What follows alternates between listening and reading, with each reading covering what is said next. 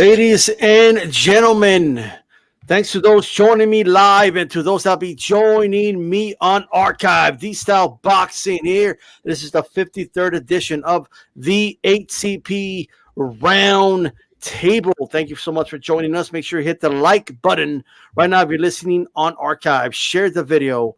Subscribe if you like the content, and always hit that bell button with the all so you can get all notifications, including shows like this, like the round table. We have a loaded panel for you tonight on this 53rd edition. Right now, of course, this is the 4th of November, 2021. This is Canelo versus Caleb Plant Fight Week. Let's go ahead and get this started. We're being joined by Maestro A from Mano a Mano. We're being joined by G-Funky, second half of HCP. Mario Munguia, how's it going, brother? Sutter Kane, how's it going to you? Also, Joe Lopez. I'm sorry, Joe Habib. Joe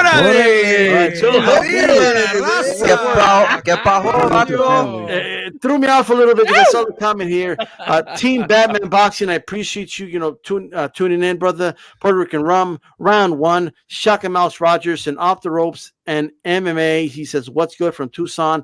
Put a comment, hit the like button, let us know you're there. Put that boxing glove emoji to give us your presence. Check this out. Let's get this started right away. Yesterday, there was some big news. All right.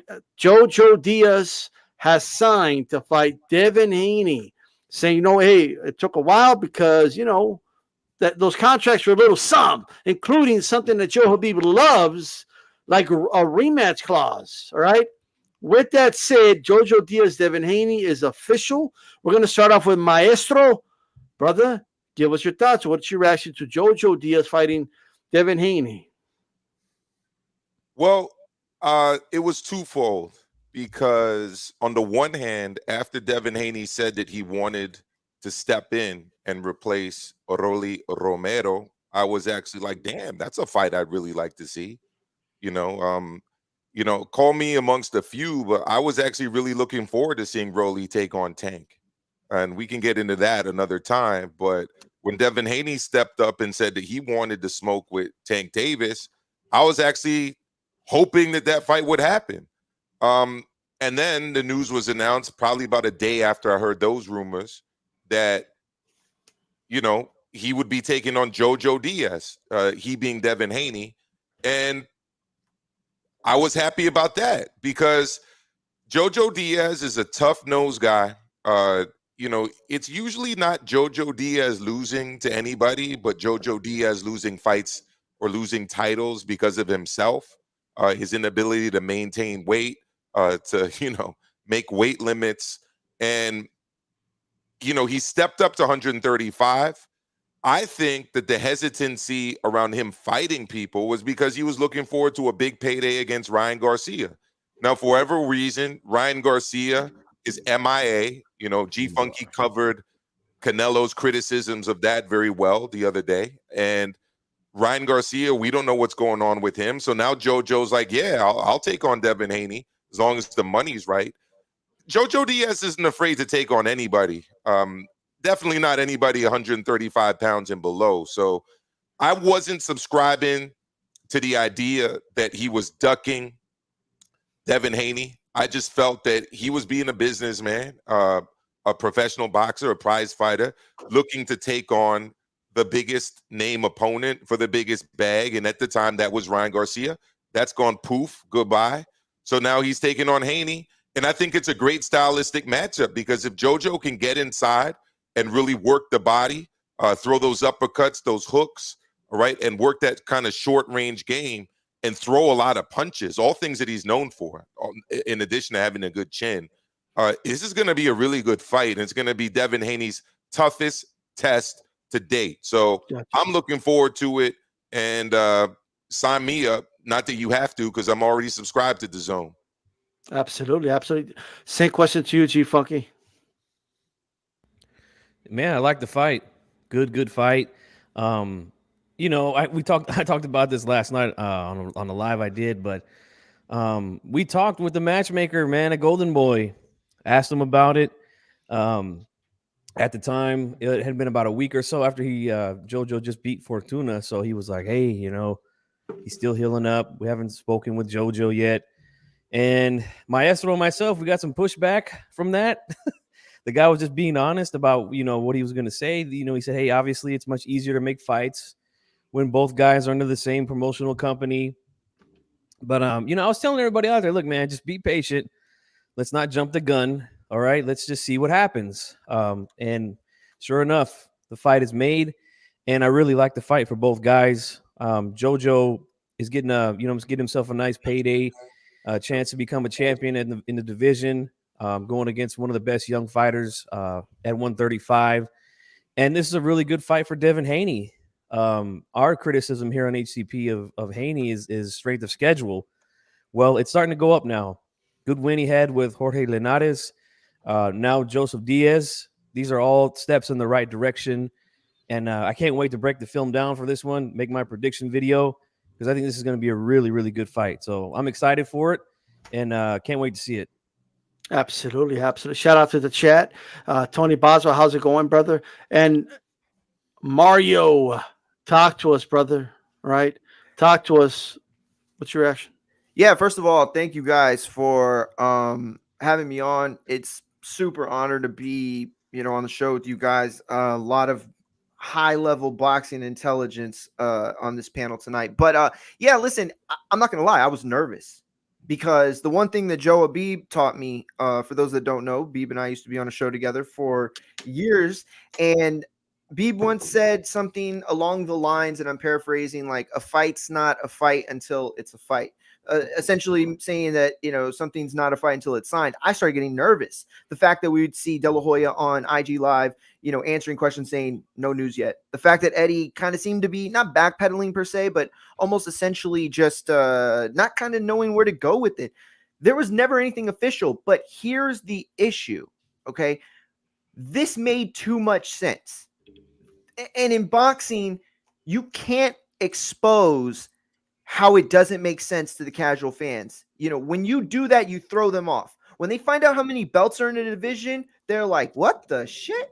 When they find out that the Super Bowl of fighting is really just a concoction of people who are essentially, promoters selling wolf tickets half the time, circus people, right? Barnaby, whatever, the guy that invented the circus, like those are the kinds of people, that build up those types of fights. So essentially, it's like this made too much sense not to happen. And the fact that it took, this long, and I understand negotiations are an issue. I understand all that. But here's the beauty of it.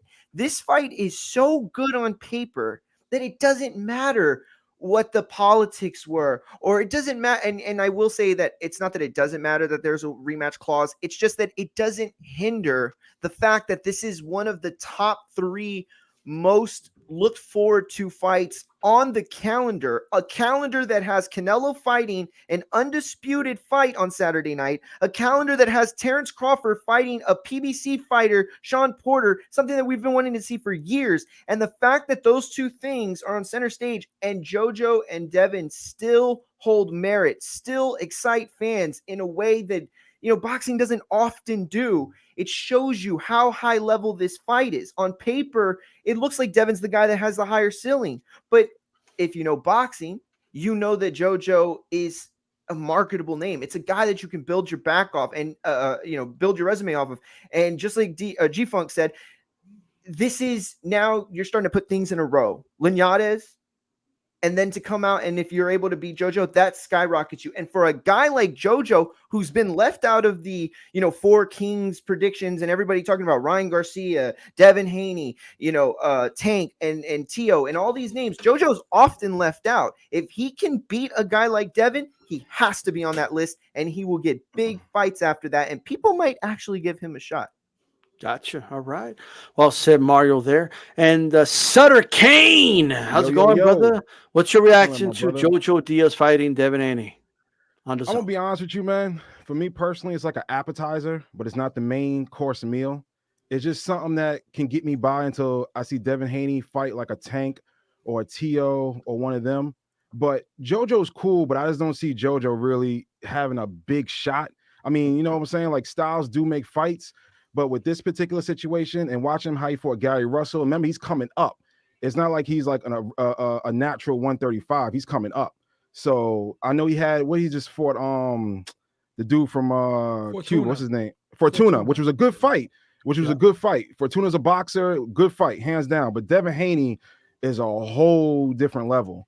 Like, he ain't no Fortuna. Like, you feel what I'm saying? So for me, it's a good stepping stone to something that would be better and everything. I just wish, like, once, I always say this, I just wish the best would fight the best. I wish we would have this conversation tonight talking about somebody like Tank and Devin or Tio and Devin. You get what I'm saying? But us being boxing fans, and like I said before, with battered wives, we just gonna have to settle for JoJo. And I'm not knocking JoJo.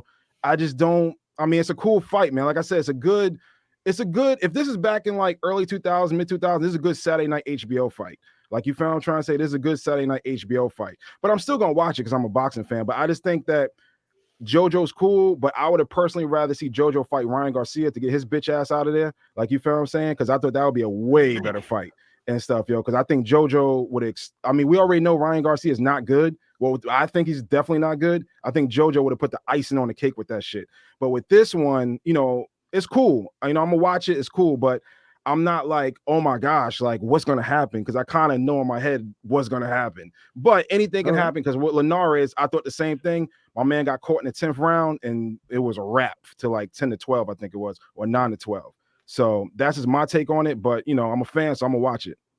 There we go. Joe Habib, how do you feel about the fight, brother? I don't like the fight. I love the fight. I love the fight. Oh, I was with you the first time. We talk about how in this division, the lightweight division, it was sort of like how the welterweight division was at one time where no one would fight anybody, right? This is a step in the right direction, right? This is a fight that we actually needed. And, you know, there's a lot of question marks about Devin Haney. With JoJo Diaz, we know, you know what you're going to get when you see JoJo Diaz. You know you're going to get a guy who's a gritty fighter, right? He's a southpaw, but he's an aggressive fighter, right? He's not one of them slick southpaws. He's an aggressive inside guy. He knows how to cut off the ring. It's pretty quick. He's got decent pop in his punches, and he's going to make you work every round. Like that Gary Russell fight back in the day, Russell had to grind that one out. It wasn't an easy victory for him. Sometimes the scorecards will look wide, but that doesn't always give you a proper indication of how tough the fight was. And JoJo was in those rounds. He was fighting hard. Thing about Devin Haney is he likes to have space, right? He likes time to be able to react, right? He likes to be the guy who's dictating the pace of the fight. JoJo Diaz will make you fight at a fast pace one way or the other. You're gonna have to fight this guy off you. You're not going to be able to dance around this guy all night. At some point, he's going to get inside and he's going to start ripping those shots to the body and throwing that short right hook upstairs. He's a tough, gritty guy. And I know Sutter said that he wants to see, you know, Devin against Tank. He wants to see him against Tio. But I think we need to see Devin against a guy like JoJo to graduate him to that level, because I'm not sure he can beat a Tio. I don't think he can. I don't think he can either, to be honest with you. I want to see it, though. Yeah, I don't think he can beat a Tank. But I think he can beat a Tank, though. I don't know about that one. I don't know, bro. I think he can beat Tank. That would be a good one, but I don't know. And stuff, yo. Tank, I'm not 100% sold on Tank. That's just me. Let me just finish this real quick. Now, go ahead. So I think we need this fight to graduate him to that next level, in my opinion. I don't think he's proven. I don't think Tank is proven, but Tank passes the eye test. Some people may think Devin passes the eye test. He doesn't pass my eye test because I don't like how he reacts when he's pressured. I like a guy who can grind it out a little bit on the inside. Sugar Ray Leonard once said, you know, you can only move so much in a fight, and you got to stand your ground and you got to fight guys off you. Devin Haney doesn't seem like that type of guy who can actually fight guys off him. So that's why I need to see him in there with a guy like JoJo, who's going to make him fight him off him. That's why the fight's interesting. Gotcha. Well said. Senator Caney, did you want to say anything? Yeah, I just want to say one thing, though. I agree with you on that, Joe, hands down. Like, you totally broke it down. I totally agree. I'm just saying in general, though, if you really look at the spectrum of this, I think it would have been more exciting at this particular moment right now for JoJo and Ryan to be fighting. You get what I'm trying to say? Then JoJo. I don't have a problem with that either. Yeah, because it's like, Ryan's not available. No, so no, I know it's that. next man No, up. that's what I'm saying. Who's- Well, go ahead No, and who's let's Sutter finish his point because we're going to move on to the next No, topic. wait, he's speaking if he was available. I get where he's Yeah, coming I'm speaking from. if he was available. Yeah. Yeah. I mean, we know Ryan's gonna never be available. There's gonna be an excuse for the next one too, and the next one and the next one. Yeah. There's always gonna be an excuse with that guy. You know what I'm saying? Like for real, Gotcha. like you know. Right. And Maestro, I'll give you 30 seconds, brother. If you want to add anything. No, I mean, I wanted to see Ryan Garcia, JoJo. I wanted to see Tank Davis, Haney. But once you Yeah. eliminate those two matchups, what's a better matchup than JoJo, Haney? I don't really think there are any. And What's given left? that Yeah. it's such a short amount of time remaining in the rest of the year, I'm happy that we're getting this fight to close out 2021. And kudos the to best Devin one? for taking it on. You know what I mean? Like jumping in authoritatively, you know, and enthusiastically. That's what I want to see from my champions. One last quick point. Really Sutter, Sutter, you may not be overly enthusiastic about it right now, but I bet you after the fight, you're going to say, damn, that was a better fight than I thought it was. Oh, I'm pretty sure I am, bro. I'm pretty sure I am. I'm definitely pretty sure I am. Like I said, man, it's just with the Devin Haney and the talents right now, like we have so much talent at 135. It's ridiculous. They just don't fight each other, man. It's just like it's annoying. Like you get what I'm saying? Like we could all sit here and predict all day. So and so will beat this one. So and so will beat that one. Yeah. Can we please see it? Like with our Gotcha. own eyes, can we see it? Well, I'm with you, and me. I'm looking forward to this fight. I personally, because it is to me, it's a lot better than what we have seen from Devin Haney, and I think JoJo has earned the right to at least for those that don't think he could do it to prove us wrong. You know, so we'll see how that goes. I do want to go ahead and switch gears here. Okay, I want to talk about a story that I saw on Bad Left Hook. By the way, shout out to badlefthook.com. So they have a story. It's titled, Usyk is willing to fight Joshua in a rematch, okay, in England. So shout out to him. I mean, that's to me, that's kind of crazy right there. You know what I mean? But ladies and gentlemen, I mean, we got the Road Warrior, Alexander Yo, he looks sick. No, that's 100% true, man. Let me tell you something about Road Warrior. Okay, Alexander Usyk. That deserves a like. You guys got to press a like button. Come on now, okay? Share the video, but check this out. Great, good stuff, good article. But here's my thing: a little bit of a criticism, but maybe it's not a criticism. I just want to know what you guys think. Should Usyk be a little more aggressive? He's a unified champion now. He's a former undisputed cruiserweight champion. He was a unified cruiserweight champion before, when he was still fighting in. He's a gold medalist, for God's sakes. This guy has earned every accolade available other than the only thing left is undisputed at heavyweight.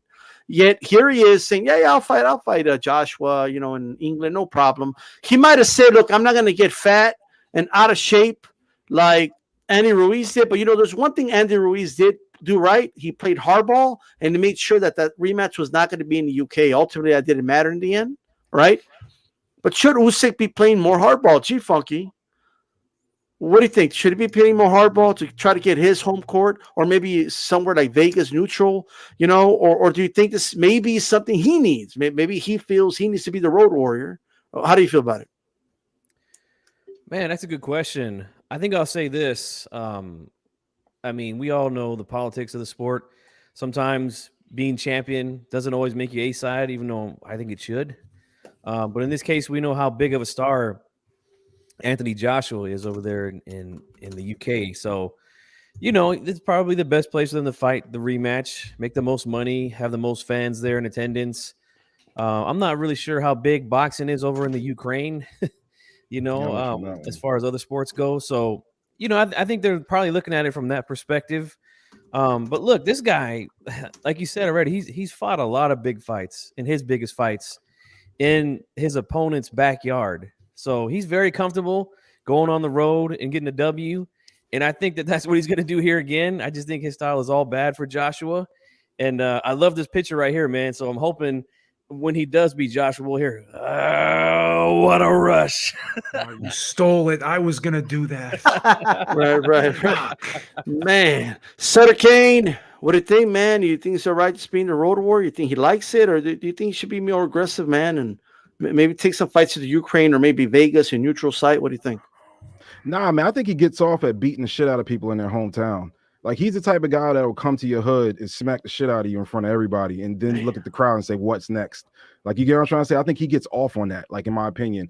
And because you look at all his fights, it's always at somebody else's home court. Like, you feel what I'm saying? So, I mean, he's been doing this forever, and I think he really just has no respect for Joshua that much anymore. Like, he knows what to expect, so he just wants to get it out the way so he can go for undisputed. You feel what I'm saying? Instead of just prolonging. I mean, he's getting up there in age now, so he's like, you know what? Let's just get this out the way. That's what it is. As long as I'm getting my money, we're here. I'm gonna finish your boy out, and then I'm on to either on to Tyson Fury. You feel what I'm saying? Whoever, I don't know if Tyson Fury is gonna fight somebody before then, but whoever the winner of that situation is, that's what he's aiming for, is undisputed. It's not just these 3 belts. Like, he wants to get that WBC. So I think he just wants to get this shit out the way and everything. You feel what I'm saying? So if we're gonna go with the Road Warrior thing, hands down, he's like a Road Warrior times 10 and stuff. And I told people that he was gonna beat Joshua. I said it and stuff, that he was gonna beat him. There you go.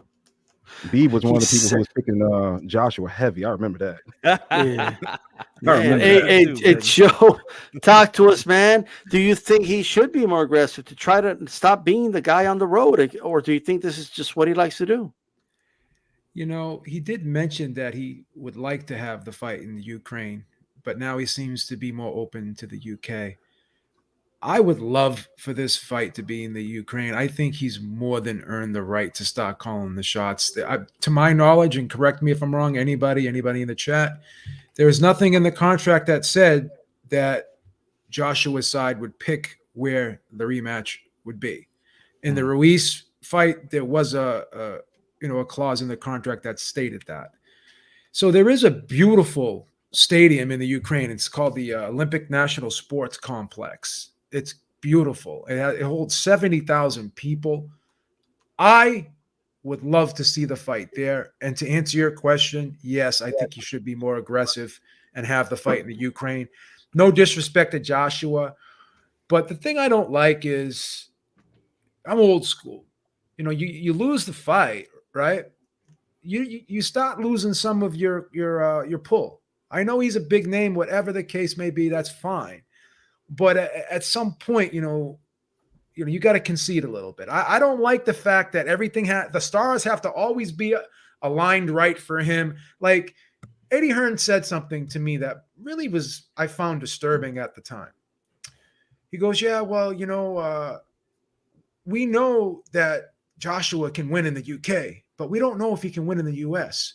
So why not just have the fight in the UK? This was after the Ruiz loss, right? But if you're champion of the world, you should be able to fight anywhere. I mean, Muhammad Ali fought everywhere. He fought Jamaica, Africa, fought all over the place, right? Usyk's fighting all over the place too, right? In all different countries. So the fact that you're telling everyone this is the best heavyweight in the world, but then you're saying, well, we don't know. We're not sure if he can win in the US. So that's why we want the fight in the UK. And as you said, Ruiz played hardball and the fight was in Saudi, which is sort of kind of like Joshua's home away from home too, because, he's pretty well known in the Middle East. He's vacations in the Middle East a lot. So that's almost like his home away from home. So I just get a little bit frustrated that this guy always has to have everything in his favor lined up. I understand this A-side stuff, but at some point it's got to stop.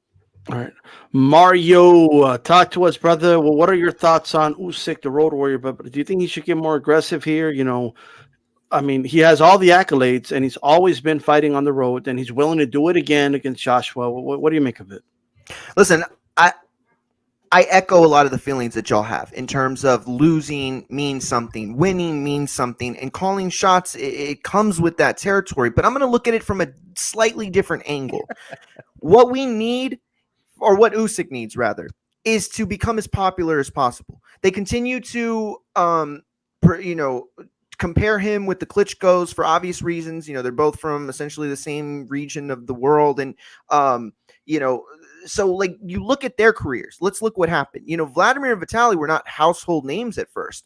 They went where they needed to go so that they could beat the people in front of the most eyes possible. I do not think that Usyk is at a point yet where he can legitimately say that he has enough juice or all the juice he needs to, run the course of his career and become the biggest possible heavyweight in the world ever. But if he continues to go on the road and beat Anthony Joshua in front of all his fans, beat an America, I'm beating an American on American soil. What that does is open up and broaden his audience. When the Klitschko's finally started their run and dominated, and then they were household names, at least within the sport of boxing worldwide, that's when you started to see them fighting in Germany and, in places where they were calling the shot. But it was only after they got the notoriety to the highest level. Usyk is still in that position where he needs to, we know how good he is in the ring. Now he needs that commercial success. That's how you get it. Guys, All right. Hey, shout out to Mario Figueroa, best boxing show on YouTube. I appreciate it, brother. You guys are listening to the 53rd edition of the Roundtable. Make sure you hit my like button. Just really quick. Look, I think he needs to start getting more aggressive because obviously they don't like. I get what you're saying, Mario, right? In terms of he needs to get as popular as possible. I think he would sell out that stadium in Ukraine that Beeb was talking about. He's a former gold medalist, undisputed champion at cruiserweight, unified heavyweight champion. It's impossible. All he needs is one of the Klitschko brothers say this guy's the dude, and he's got it. Like, he will sell out a stadium in Germany. I am confident about it. But hey, he's willing to do it. I think he should be more aggressive. Amilcar, we'll let you give the final thoughts on this topic here. What do you think, brother? Well, first off, I want to congratulate, not congratulate, but thank Mario for that comment. I'm really happy that you're here with us tonight, Mario. And coming from you and coming from where you come from, that kind of a compliment honestly means a lot. When I'm on your show, oftentimes I feel like I'm MJF cutting a promo for the audience. You know what I mean? At least that's the reaction I usually get. Anyhow, look. Let's go topic, guys. Back to the topic. So look, I think that D-Style has made a very good point. From a business perspective, there's no doubt that he should do what Andy Ruiz did. I think Andy Ruiz upped his purse by, if not 50%, maybe even 100% by just holding out a little bit and making demands and essentially saying, look, I can drop these titles and you can pick up the pieces if that's the kind of route you want to go, or you can pay me more and I'll fight you in Saudi Arabia.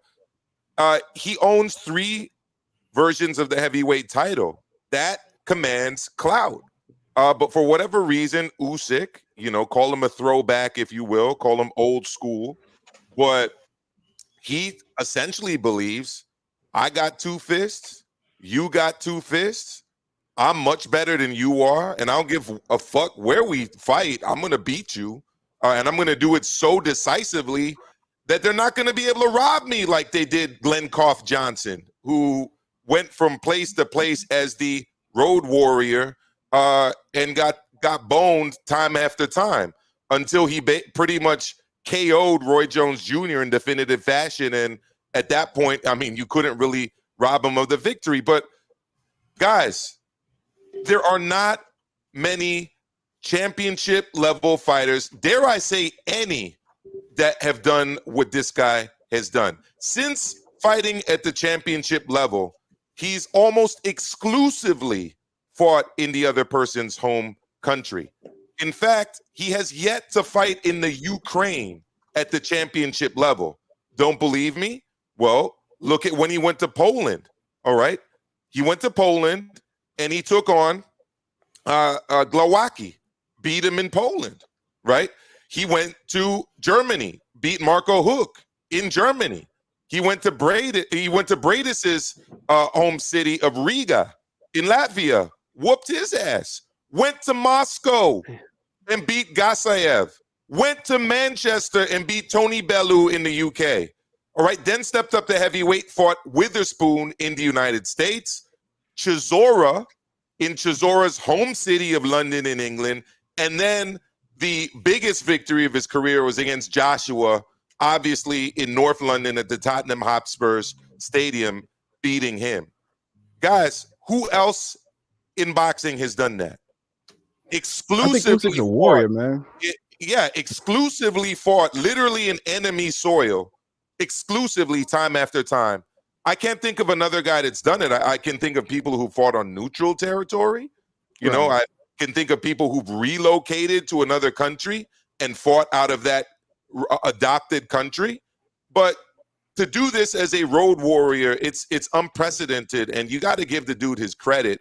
And at the end of the day, D-Style, I share your view on this, but it's that mentality that has led to I don't give a fuck. I'm just going to go. I'm going to rematch this dude. You wanted a rematch clause? Great.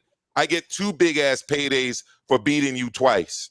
That's on kind a of goal. his attitude, you know? So I do respect it, but I also agree that he should be making a little bit more demands, you know, call it prima donna or whatever. He's got to get a little bit of that in him as a prize fighter. Yeah, I don't think he cares, to be honest with you, yo. I think it's more with him is the goal of getting undisputed.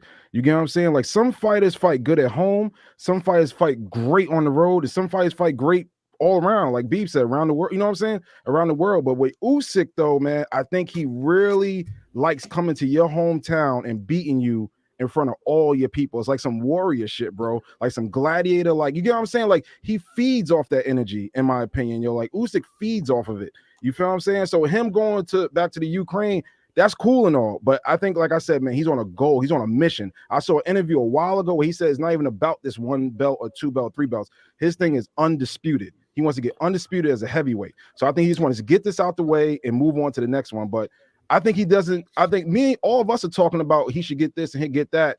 I think to him it's more of like, you know, I'm getting X amount, but this is my main goal, and I'm not letting negotiations stop to what I got to get. For sure. All right, guys. Motivation. It's motivation. So check it out. The Road Warrior. Oh, what a rush. You know what I mean? That's what I'm talking about. Okay. All right. So with that said, I appreciate everybody's thoughts. Keep letting us know what you guys think in the chat. First of all, shout out to Boxing Days. I appreciate the support. This HCP boxing love emoji, fire emoji, thumbs up emoji. Hit that like button, please. Thank you very much. And of course, Nando Llamas. HCP's brother. What about the original Road Warrior? Well, there you go. Okay. Amilcar was definitely talking about it, but Johnson. So shout out to him. All right. Hey, check it out, guys. I want to go ahead and proceed to this, man. I have a question for the panel. Okay. So for this segment, I need y'all, okay, to take out your crystal ball, please, if you may. Okay. And I want you to look into that crystal ball of yours and tell me what you see. The year is 2025. Okay, 4 years from now, right? And we're all boxing fans, and we're watching this shit. COVID's behind us, hopefully, right? Maybe we'll still be wearing masks. I don't know. But right, look at that. Go ahead and look at that crystal ball. Please don't tell me that we destroyed the world with nuclear warfare. Okay, no, boxing's still around, right? But you're looking at that crystal ball. Mario, who is the best fighter in boxing in 2025? One name. And why is that? Well, who are you looking at that crystal ball right now? So I saw this on the itinerary, and I want to make sure that my answer is put into context. The context is that the people that are currently in this spot are no longer in the spot. That's how I'm going to interpret it. It could be whatever you want it to be, brother. That's cool. Right. And I know, but that's how I'm going to do, because I think it's a little more fun that way. So for me, I'm going to go with Keyshawn Johnson. Look, I know that, Rajon Chance and we saw Rashad Elliott, like a lot of these guys have been tested, Rajon got the draw. But for me, Keyshawn shows things that are so advanced for where he is at or where he is supposed to be as an amateur with what does he have? 3 fights, I think, right? Right. As a pro, and I just see so much in him that is still to come and develop. The things that he does are at such a high level, and yet there are things that he can polish that aren't about building, crazy speed or superhuman strength or any of these physical limitations that other fighters that aren't as good suffer from. You know what I mean? Not everybody's a great athlete. He is a great athlete, and he is a guy who can learn and has the time. He's young enough. He has the world experience. I feel like he has the potential to be at the top of the pound for pound list by the time 2025 comes around. If he's not, it's only because they've moved him a little slower than they probably should have. You do mean Keyshawn Davis? Keyshawn Davis, what did I say? Keyshawn Yeah, Johnson, right. the Jets wide receiver. Yeah, I was thinking to myself, like, Mario, Okay, go deep. deep. Yo, Go deep, I'm a Mario. Cowboy Yeah, I was fan. thinking I'm all that. stuck in football. I'm Yeah, I stuck was in like, man, football. Yo, I know he's been all over the news because he's been going after the former Raiders coach and all that, but man, you know what I mean? No, Hey, Davis, thank you, G. Yeah, I mean, it's my bad. yeah, G. no problem. Hey, Maestro you're looking at this crystal ball. Who are you looking at? Who is the top boxer on the planet I'm 2025? going to slightly reword your question because the best fighter in 5 years is going to be a heavyweight. So, I might have to go with the most accomplished or the most quote unquote skilled, because the big men never get credit for being skilled, whether it's basketball or any other sport. Okay, all right. I see what Maestro's doing. All right. So, I'm gonna have to go with Jared Big Baby Anderson as the very best. interesting. All right. Man. Now, if we're going most accomplished, most talented, Well, you already give me a name. That one name. You're good. well, I was gonna say Canelo or maybe Boots Ennis. So we'll keep one. We'll keep one. We got other people. One name, brother. All right. All right. Right. So big. Okay. All right. A Sutter Kane. Yo, I'm gonna be honest. I'm sure with you have a crystal ball. I know you're always telling me, man, I could see the future and all this stuff. So tell us. I'm gonna be honest with you, yo, and this is gonna sound like a shocker when I say this name, but I'm really like looking forward to him. It's Conor the Destroyer Ben. Conor Ben, bro. Conor Ben is a beast, man. He's just look at Maestro. He is though, bro. Conor Ben is a beast, bro. The thing about he's getting slapped by Boots Ennis right now. He's getting bro. slapped by Virgil. Maestro, let him go, Maestro. I'm gonna be real, yo, Maestro. I'm gonna be real, bro. I really believe Conor Ben, though, like real talk, man, is really that fucking guy, bro. Like he's got his father's blood in him, yo. Like he is not like a Chavez Jr. or any other Sons Juniors or whatever fucking junior from the legends past. This guy reminds me of his father a lot. He don't give a fuck and stuff. Like, you feel what I'm saying? And it's just sometimes you got to have that gut and them balls to like walk through the fire. And he seems like that guy who can totally walk through the fucking fire, man. So that's my opinion. I think Conor Ben, bro. I've been following him. I just cannot wait until he gets better fights, man. You feel what I'm saying? Okay, all right. I feel you, Maestro, though. All right. Gee, fuck you. You're looking at that crystal ball of yours, brother. Do you have the best ball of all? I mean, you used it when you saw Valdez beating Burchell. You know what I mean? You got to use that same ball. Take that ball out. Tell us, what do you see in 2025? Well, what do we see? Who's the dude? Who's that guy? Well, I'll tell you this, a little secret. It wasn't a crystal ball, it was a magic 8-ball. All right. Whoa, buddy. Slow it down. But I think the best fighter or the most, whatever you want to call him, fighter in the next 5 years, I think it's still going to be Canelo. To be honest with you. He's only 30. We already know he's the biggest draw in boxing right now, and he's the number one on most people's pound for pound list. So I still see him there in 5 years. I really do. There will be some guys that are catching up at that point, but that's what I'm gonna say, man. I think he'll still be there in 5 years. Somebody said Campbell Hatton. Oh shit! yo, somebody put you in never the comments, Campbell. Hell no. He's got a huge market. Campbell from Hatton's trash. if you want to say talent, fine. We can have that discussion. But from a peer where he started out, like he has more fans than most boxers that have in their first 10, 15 fights. So he'll be a cash cow. Is that what you're saying? Yes, very well said. Okay, there you go. There you go. All right. Beeb, when you look at that, the Beeb crystal ball, who are you looking at? Who's going to be that guy at 2025? Jaron Boots Ennis. Still not sold on him, but go ahead. He'll be 20. I already sold all my stock in him. I'm putting everything I got in the kid. We've got those pink penny stocks. 28 years old, the kid will be. He'll be 28 years old, this kid. Wow. You know what he is? He is a bigger, harder hitting version of Terrence Crawford. Mark my words. You're right. Mark my words. This kid's gonna be the best. Yeah, they both get hit a lot. This kid doesn't. Okay. Yeah. All right, guys. This is what I'll say. Right? The name, the guy. Let me see. Look at this ball. Look at this. Look at that. Oh, look at what I see, guys. Look at this. You know what I see right here? the future of boxing right here. All right. The past, the future, the present. It reminds you of Bret the Hitman Hart, like the best there is, the best there was, and the best there ever will be. Ladies and gentlemen, I still see Saul Canelo Alvarez on top of the pedal, still the best fighter in boxing in this. I believe will be his prime years. So make no mistake about it, mid-30s is the new prime in boxing. And I see Saul Canelo Alvarez on top of that mountain. And I'm not just saying that because I want to copy and I want to be like G-Funky. You know what I mean? I'm saying that because that's what I believe. I believe Saul Canelo Alvarez will still be the name in boxing. He will still be the best fighter in boxing, the most skilled fighter in boxing, on the top of the mountain, the face, the one, the only. Saul Canelo Alvarez. That's who I see. All right. And the fight doctor says he'll take the loss by 2025. That's okay. He'll avenge it. He'll come back. At 2025, he will be on top of the mountain. And at welterweight, it'll be Virgil Ortiz. I'm sorry, Conor Ben. I'm sorry, Boots Ennis. But that's what I want to say there. Anyone have any other names you want to shout out before we proceed? Shakur Stevenson. Shakur Stevenson. Yeah. Shakur, I forgot about Shakur. I totally forgot all about Shakur.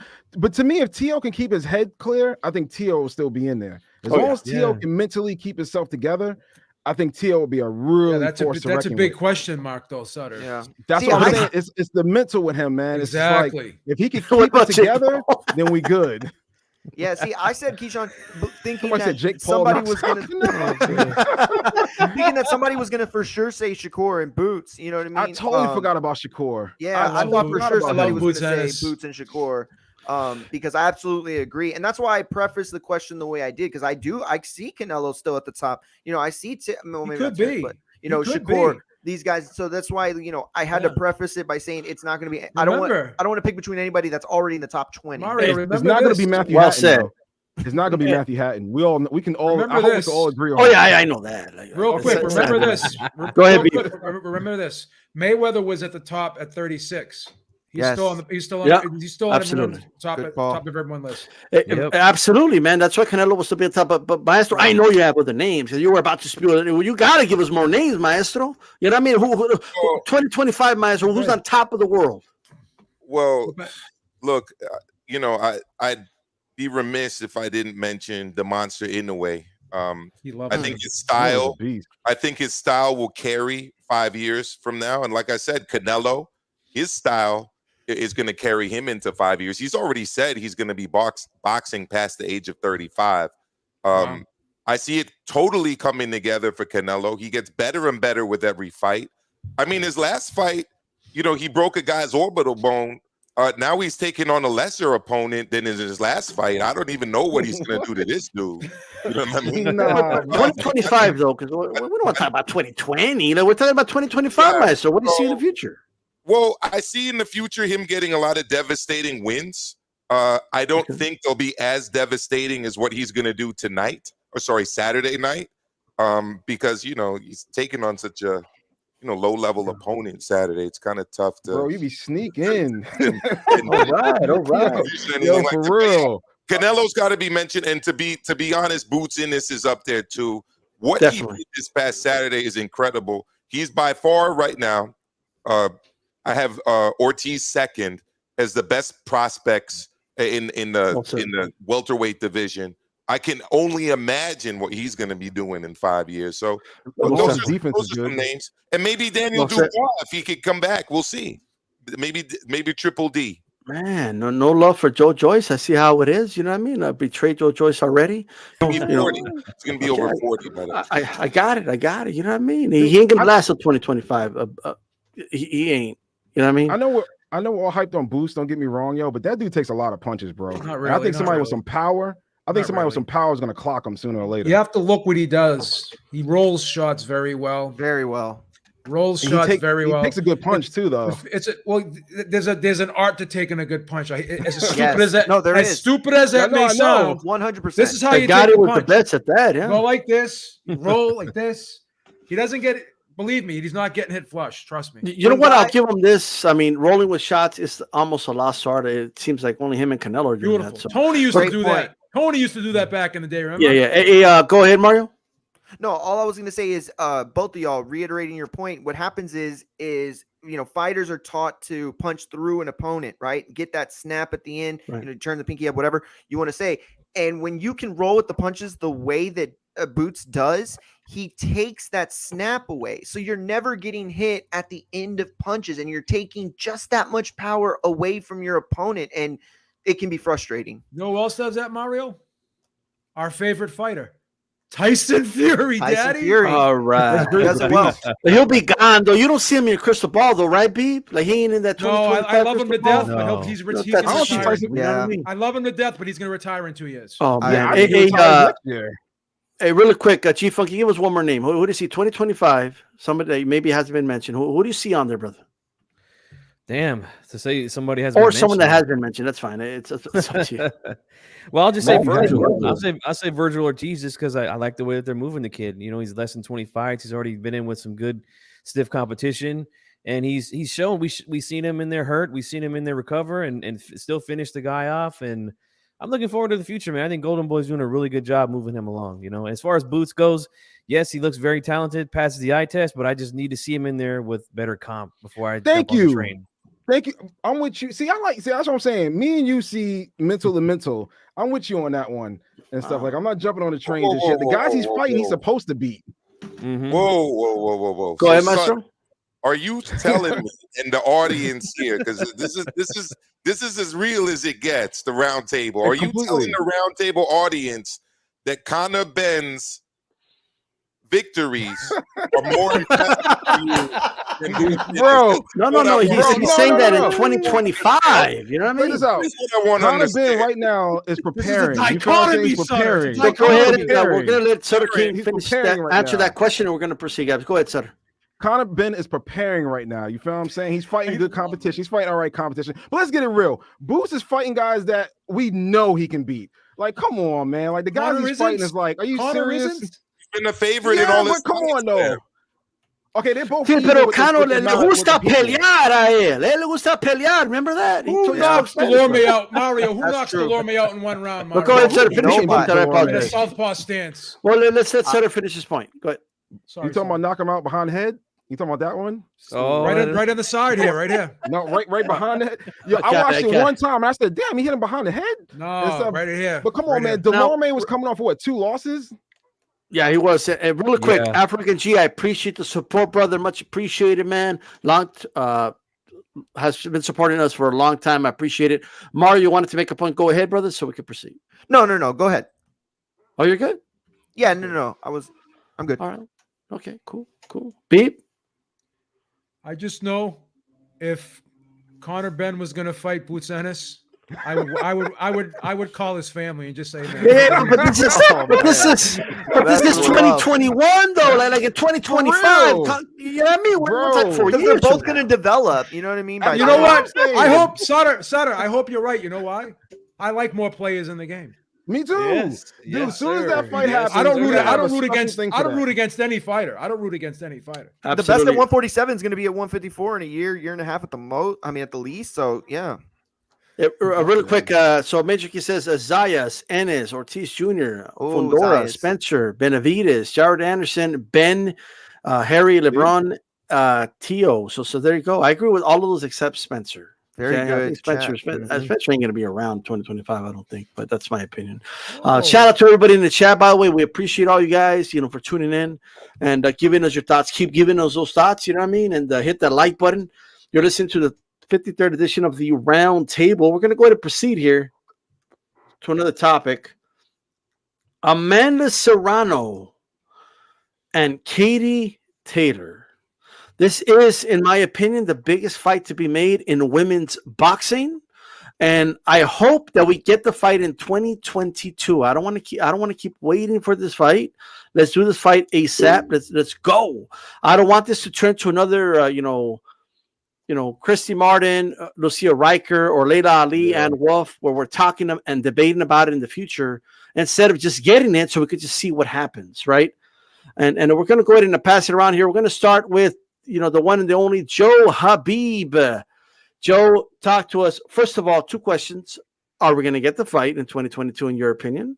Are we going to get it? And second, who do you favor right now in that fight? I guarantee that we're going to get the fight in 2022, and I Mm. emphatically favor Katie Taylor as much as I like Amanda Serrano. Man, that was direct. Like he guaranteed The it. big Like, you know what I mean? guarantee. I love it. Man, what's going on Guaranteed. over here? Guarantee the fight. Sometimes you have a Jets quarterback in like the 3rd or 4th Super Bowl. Like, what's going on over here? You know what I mean? Right. Joe Hey, Namath instead of Joe Beebe. Joe Beebe. There you go. Sutter Kane. Is this a fight that intrigues you? First of all, are we going to get it? And who do you favor in that fight? I hate to sound weird, but I rarely watch women's boxing. But I do watch these two. So with that being said, I'll probably go with Amanda Serrano, dog. To be honest with you, I think Katie Taylor is kind of a little bit of a hype job in my opinion and stuff. Yo, she's been her whole career has been based off of beating what's the name of the amateurs? I think it was.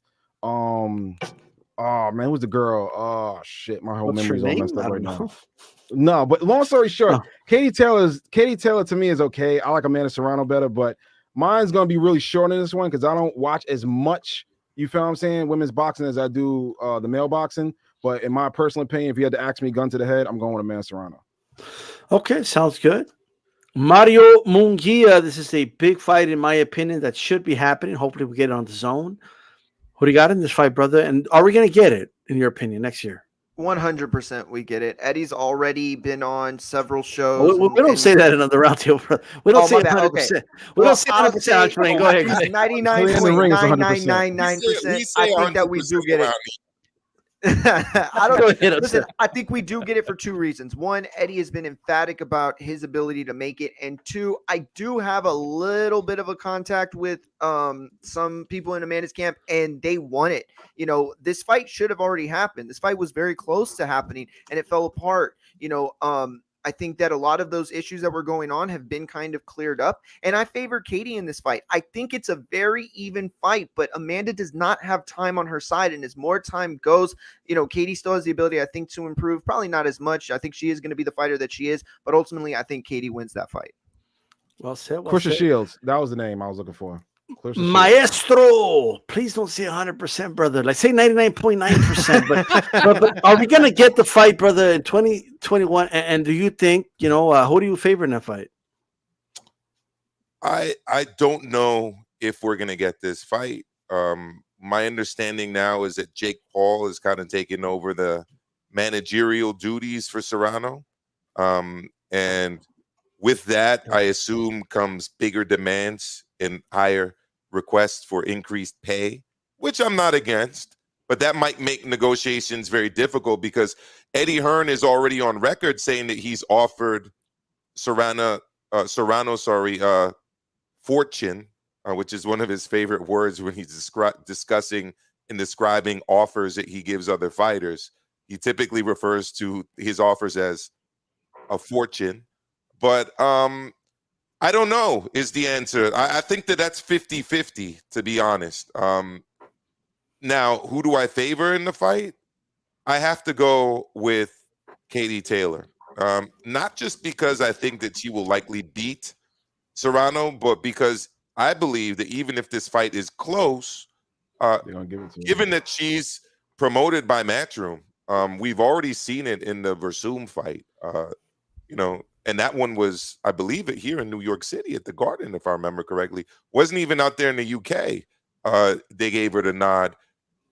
In these cases, I typically favor the house fighter. And for anyone who's like, "Oh, Maestro, what are you talking about? Boxing's really fair." No, it's not. No, we had a guy on Saturday that scored 4 fucking knockdowns in a fight and won the fight by 1 round. Excuse me? By the way, this wasn't a 15-rounder. This was a 10-rounder. All right. Basically, the judges of that fight were saying that, well, if he didn't score 4 and he had scored 3, the other guy would have won the fight. So no, I don't think Serrano's got much of a shot. She doesn't have much pull. She's not tied to a major promoter. Jake Paul, while he does do numbers, isn't a major player in boxing in terms of his power. And Eddie Hearn and Matchroom are. So that's my view on it. Gotcha. Look, Chief Funky, do you think What does your gut tell you? Or you could look at that fortune, that crystal ball again. Are we going to get this fight? Are you optimistic anyway that we get this fight? And who do you favor in the fight?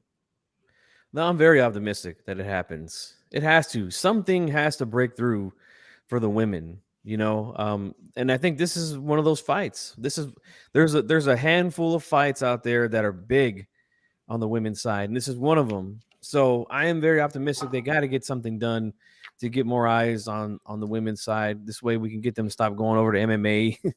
But I hope it does happen. I'm very optimistic. Who I would favor? Oh God, I'll put it to you like this: I'll root for Serrano, but I think Taylor is going to take it. That's just my gut feeling right now. For now, all right, okay, all right. I myself do favor Taylor in that fight, but it is a tough fight. That's not an easy fight for either girl. And at the end of the day, I just want to see it. And I think it will be a great fight for the women and all that good stuff. Okay, shout out to the chat, by the way. I want to go ahead and switch gears here to this next topic. And it might sound like an obvious question, but I want you to think about it for a little bit. Okay. Just a little bit. All right. So here's my question to you guys. Are trash undercards, because that's what I'm calling it. This undercard on this Canelo plant. Okay. This undercard is this. Okay, as she fucking says, it's dumpster juice. All right, that's what it is.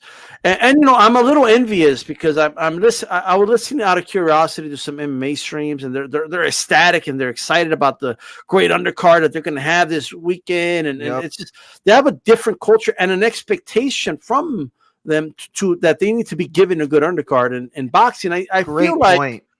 Like Sutter King said it best. We're like battered wives that just kind of just accept whatever they give us. You know what I mean? Like if they slap us, like, oh, please give me another. Like, you know what I mean? Mm-hmm. For whatever reason. And then we even have boxing fans that justify it. Like, why would they do it? I'm gonna watch anyway. So why should they give me more fights? Like that's what a battered wife says. Yeah. So that's what she said. Now here's the thing, though. Even though I know that we don't like it, so that the question is not do you like crappy undercards? So the obvious answer is no. But does it hurt the sport, right? Like, do the promoters have it right? Are they like, you know what? At the end, it doesn't really affect us much because we could put on the cards on other dates, et cetera, right? So does it really hurt the sport in your guys' opinion? We're going to start with Maestro. Do crap undercards or subpar, whatever you want to name them, right? If you want to keep it PG, that's fine. Do they hurt the sport of boxing? Well, we don't need to keep it PG. I'm not in the school right now, so it's one of the best things I get to do. I get to tap so the kid is like, fuck that. To my alter ego a little bit and leave the school appropriate language during my 9 to 5. But look, we don't like it. But you know what? We, as in the people that watch this show, everybody look at Maestro. This show, are not the pay-per-view audience, right? Especially when it comes to a pay-per-view fight on the level of Canelo. You see, guys that reach the 1 million pay-per-view buys and above, they're not tapping into the hardcores, to the purists, to the historians, to the pick your now. They're tapping into the mainstream sports fan. They're tapping into the casual. They're tapping into the people that tune in to Skip Bayless and Shannon Sharp or watch Stephen A. Smith and listening to ESPN radio and the likes of guys like Kenny out there in Sacramento. They're not this audience. So unfortunately, pissing off us doesn't really matter to promoters. And I disagree a little bit with the analogy about the battered wife. It's not that battered wives or boxing fans like getting beat up. It's more that they keep going back even after they've been beaten up. That's what a battered wife does.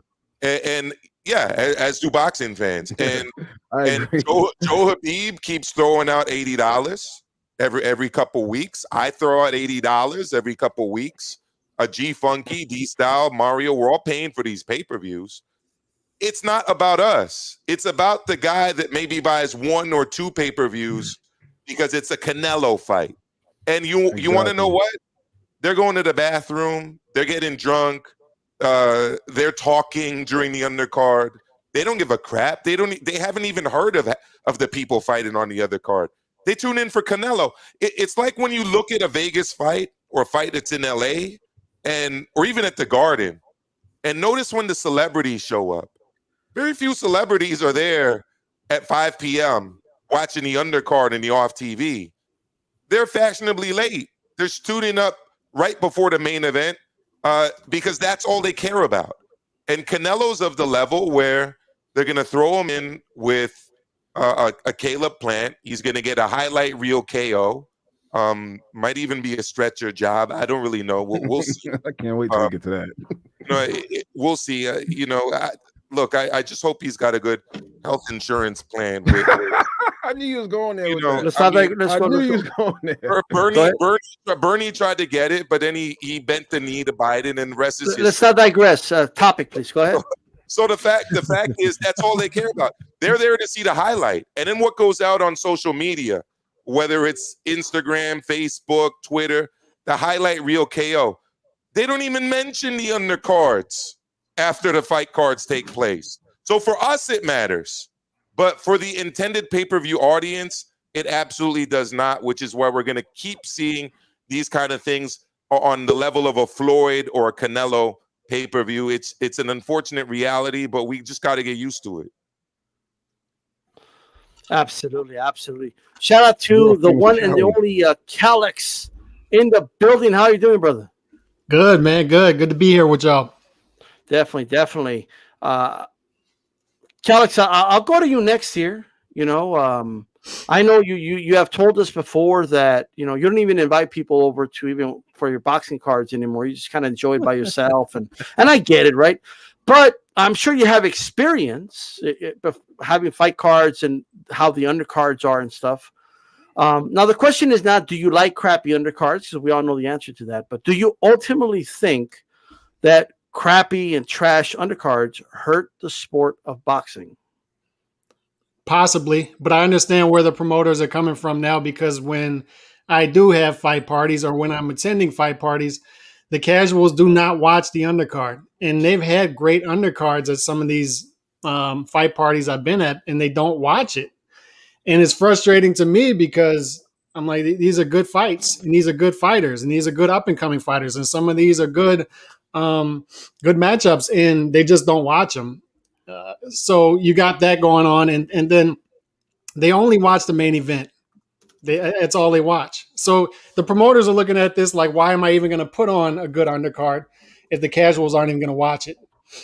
I would love to see that. I remember Lomachenko when he was first coming up being on the Mayweather-Pacquiao undercard. He didn't look very good in that fight, unfortunately, but I would love to see that. I would love to see the great Don King stacked cards, but the casuals just do not pay attention to it. And we're going to buy it no matter what, right? Because we're as Suter, I saw Suter Kane talking about it a couple weeks ago or last week. We're the abused wives, right? We keep coming back no matter what. So we're going to buy it. We're boxing fans, and the casuals don't care about what's going on in the undercard anyway. So I understand why the promoters are doing it. But obviously, as a boxing fan, I'd love to see the Don King stacked cards. I would love to see it. Absolutely. Mental health, Mamacita says, yes, Mario, love to see you back on. Hey, shout out to you. All right. And also Pablo and Magdalena, we only care about the main event. Well, I mean, and I hear that, right? And Boss Republic says, well, guess what? I'm not inviting people anymore either. Well, there you go. Sutter Kane, how about you, brother? What do you hear from people you talk to? Like, does this hurt the sport, the crappy undercards, or does it really have no effect? I think it really has no effect, to be honest with you, on the main casual. But to us, it affects us because I like to watch the whole thing. Like, soon as 9 o'clock, or even like you said earlier with the other undercards, I watch the entire thing. I think, for example, with the Canelo and Plant, I think the first press conference sold it so good that they just said, we don't even need an undercard. Like, it's just straight up the main event. That's all people want to see. We've sold it. Let's get it popping. You feel what I'm saying? But in reality, nobody watches the undercard. I mean, we do, but yeah, most people don't. But I like the undercard, though. Like, you feel what I'm saying? Like, I really like the undercard. Like, this one right here with this undercard is trash. But I look forward to the whole undercard, man. That's just me though. There And you people go. around Okay. me, to be honest with you, man, I have a lot of boxing friends who probably 5 who come to my house and watch the boxing fight, or watch the fights with me. They don't even give a fuck about the undercard. I'm the only one who cares about the undercard. Everybody comes like 15 minutes before the main event, but I'm there the whole time watching the undercard. Okay. All right.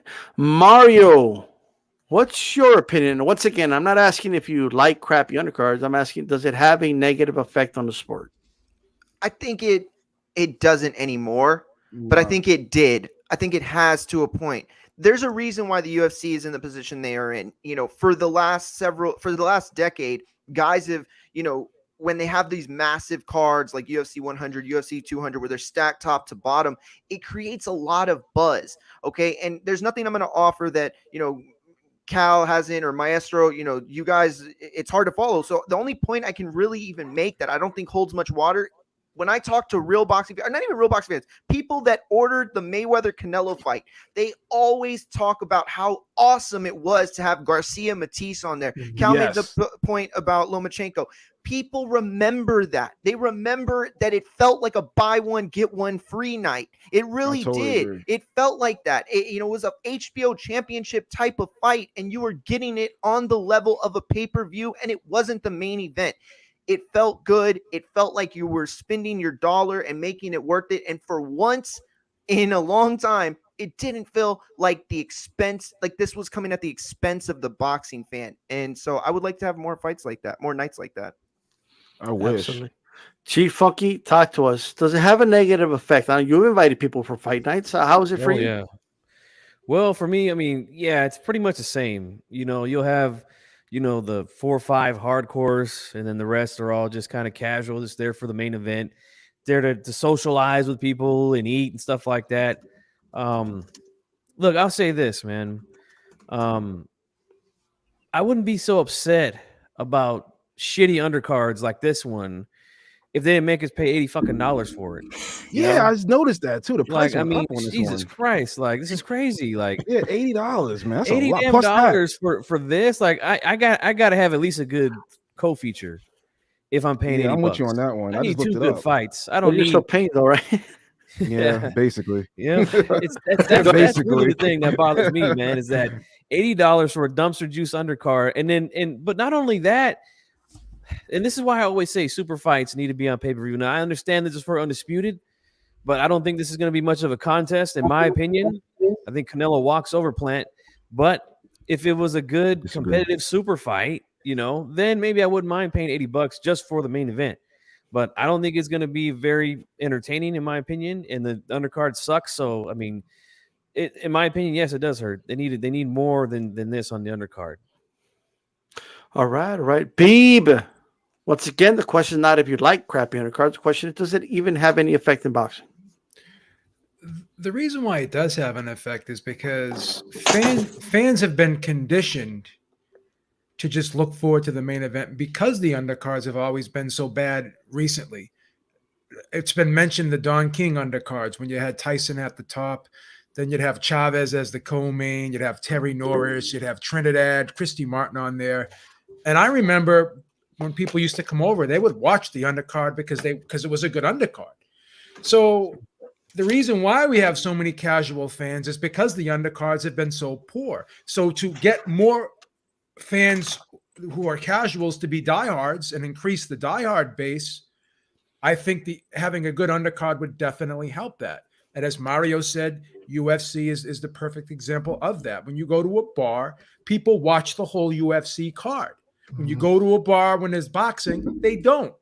Why? Because they're used to the undercard not being good, right? So if the undercard was good more consistently, then people would be interested in it. So yes, it does hurt boxing because it only limits the amount of mainstream fans that we have because the undercard's so poor. So it's not growing this. You're not growing the sport by having crappy undercards on these pay-per-views. I think UFC is more televised too, though, man. So a lot of the people on the undercard, people are already familiar with from watching them on regular televised, like shows and stuff like that. So I think they're more familiar with the undercard. So that's why they look forward to the UFC undercard. Where boxing, I mean, we only get it like every once in a while. So unless you're like a diehard boxing fan who follows everything, you won't even know who the hell the undercard even is. Like, you feel what I'm saying? I have another. So let me comment. let me give my thoughts on this. So I get where everybody's coming from, and I get the logic from a promoter's perspective and from a promotional perspective. I get all that, right? I just think, like, I don't want to use the word desensitized, but we're just kind of desensitized to the fact that we're just giving crappy undercards. We're just used to it. You know what I mean? Yep. We've kind of just accepted it, right? The undercard is not to help you buy more, for people to buy it more. It's not to create more buyers.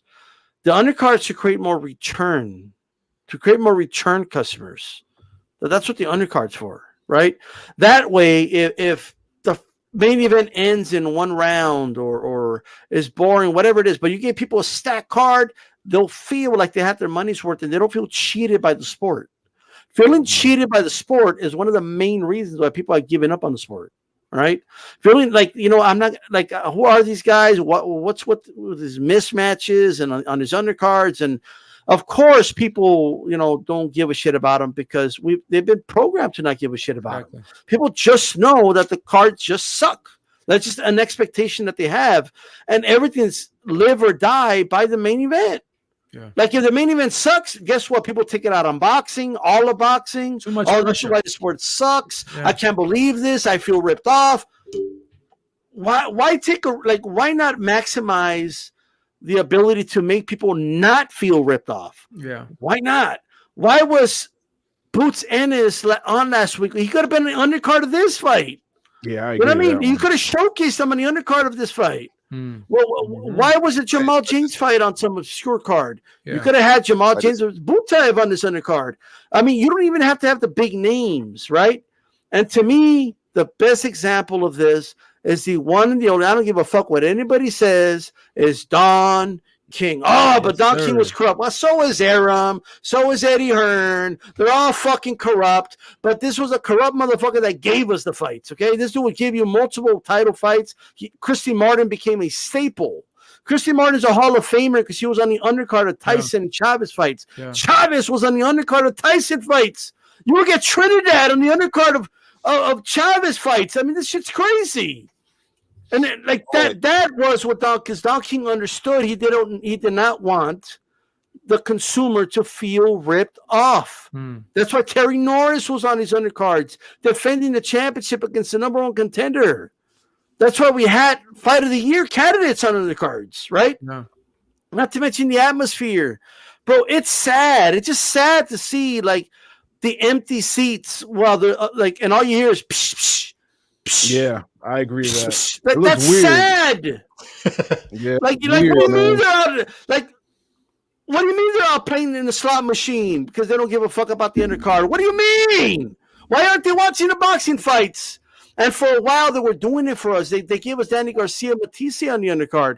But no, what they do, they were admitting, by the way, that they were giving us crash undercards. And then what did they do? They went right back to it. They don't give a fuck, okay? Yeah. Oh, we're not going to spend no more money. We already spent $40 million on Canelo, $10 million on Plant. We ain't giving you shit on the undercard, right? Yeah. Well, I think he should have probably spent another $2 million on the undercard, in my opinion, right?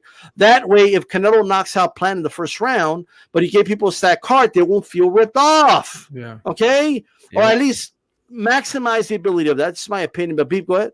I was going to say that you're 100% correct because now the main event has to exceed expectations. It has to go above and beyond. And then you also have fighters like Clarissa Shields refusing to be on any male fighters undercard. So good call. Remember when we had Christy Martin on, as you said, to reinforce and reiterate your point, she said she loved being on the Tyson undercards because I even mentioned to her, Clarissa Shields said she doesn't want to be on any man's undercard, right? And that, and this is why Katie Taylor's a star because she has no problem going on Anthony Joshua's undercards. This is why she's she delivers. As big as she is, and she delivers. So there you go. Yeah. Anybody want to add anything? Go ahead, Marcelo. Yeah, I definitely want to add something to this. I'll go after you because I really disagree with a lot of what I'm hearing right now. Boxing has to stop comparing itself to the UFC, first and foremost. I think that's a bad thing to compare boxing to. That's what The it biggest is. problem with boxing, guys, and the biggest reason it doesn't attract. Really quick, Maestro. I didn't compare it to you. I compared it to Don King cards, but go ahead. Okay, yeah, that's true. I did hear the compare it to UFC brought UFC. up earlier, so this isn't just addressed at you. This is all encompassing. Sure. I disagree, but the biggest impediment to more eyeballs on the sport isn't shitty undercards. It's $80 pay-per-views for shitty fights. It's the Agreed. pay-per-view model in general. You don't have to buy the Super Bowl on pay-per-view. You do not have to buy the US Open final or Wimbledon final on pay-per-view. You do not have to buy the World Cup final match on pay-per-view. You do not have to pay for the World Series on pay-per-view. I don't think that Jamal James or Boots Ennis should be on pay-per-view. I don't even think they should be on Showtime. I think that something has to be created that allows people access to watching high-quality boxing. And for a long time, I thought that model was DAZN, essentially the Netflix model, okay, the Spotify model of watching boxing. You know, I was very upset by the fact that this fight isn't taking place on DAZN because I already subscribed to DAZN. I don't want to pay $80 to watch Canelo fight Caleb Plant. I'd much rather it be included in my $100 a year plan.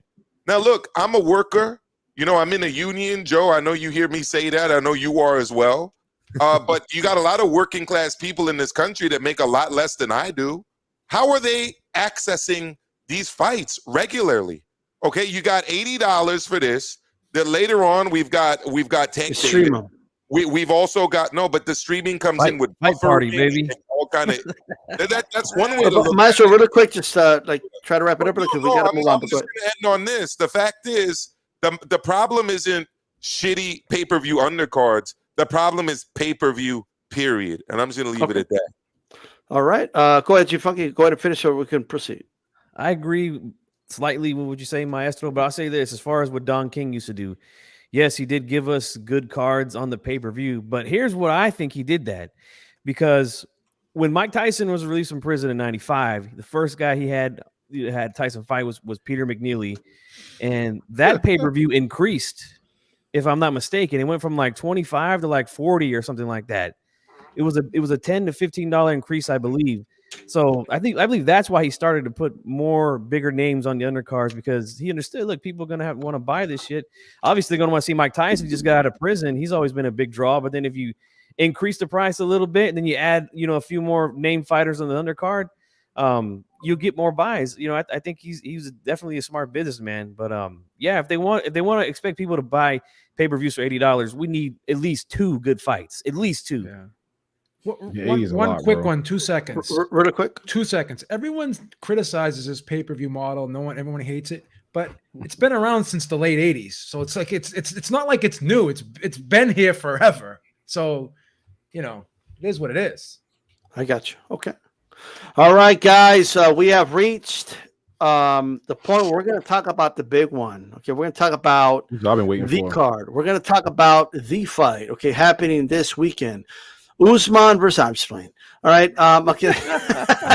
Canelo versus Caleb Plant for undisputed at 168 pounds, ladies and gentlemen.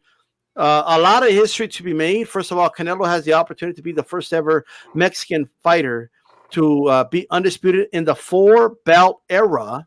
That's number one. Also, this will be the opportunity for any fighter to have been undisputed at 168 pounds in the super middleweight division. Not Kalazaki, okay? Not Andre Ward. Nobody had ever unified all the divisions. Not Carl Fratz, Calix's boy. Nobody had ever become the men of men. Okay, but here's what I'll say.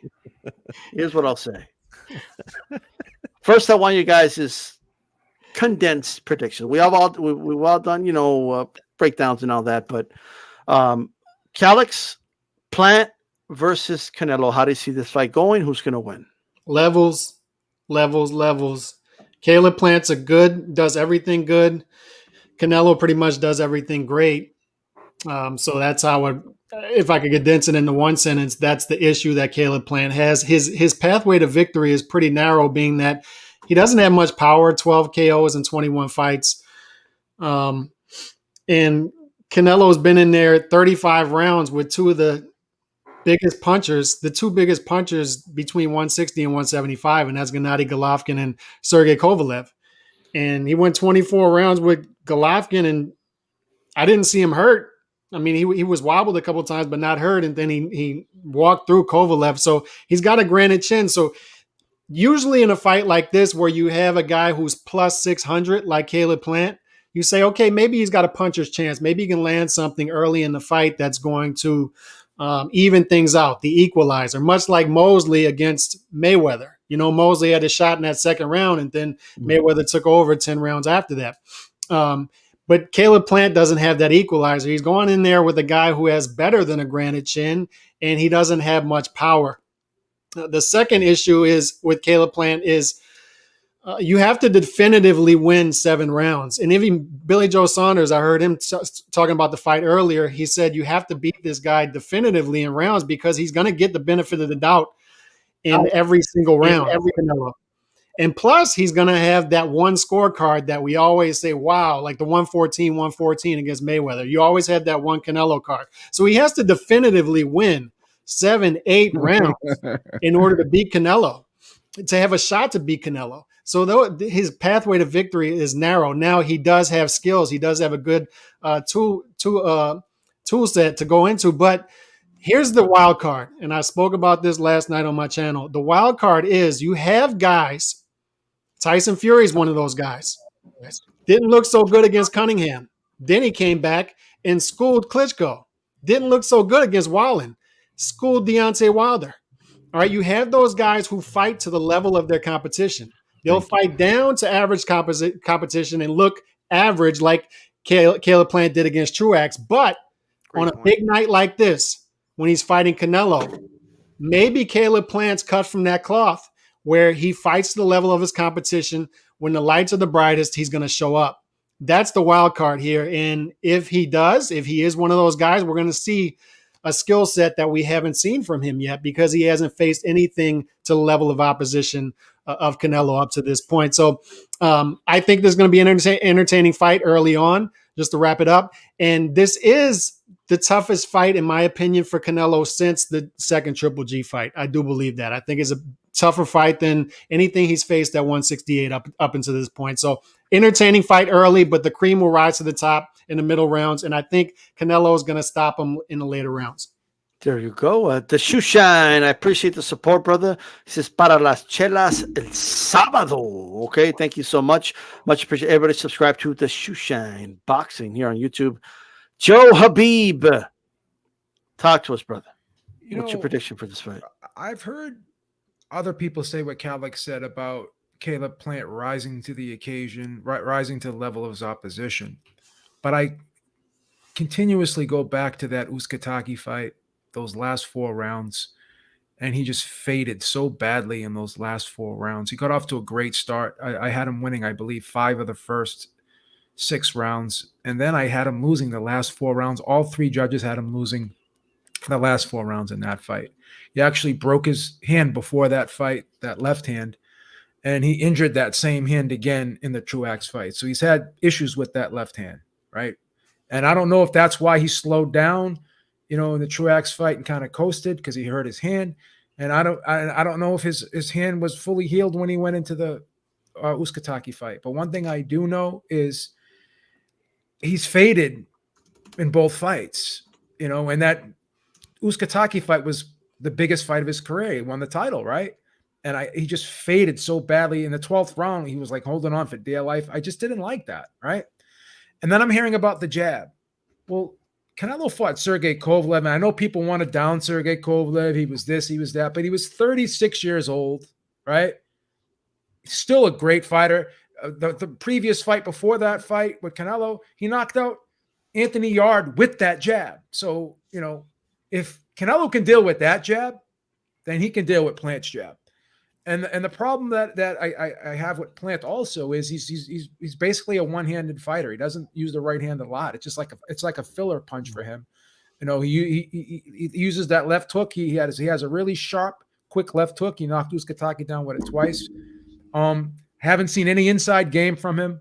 I don't think he's faster than Canelo.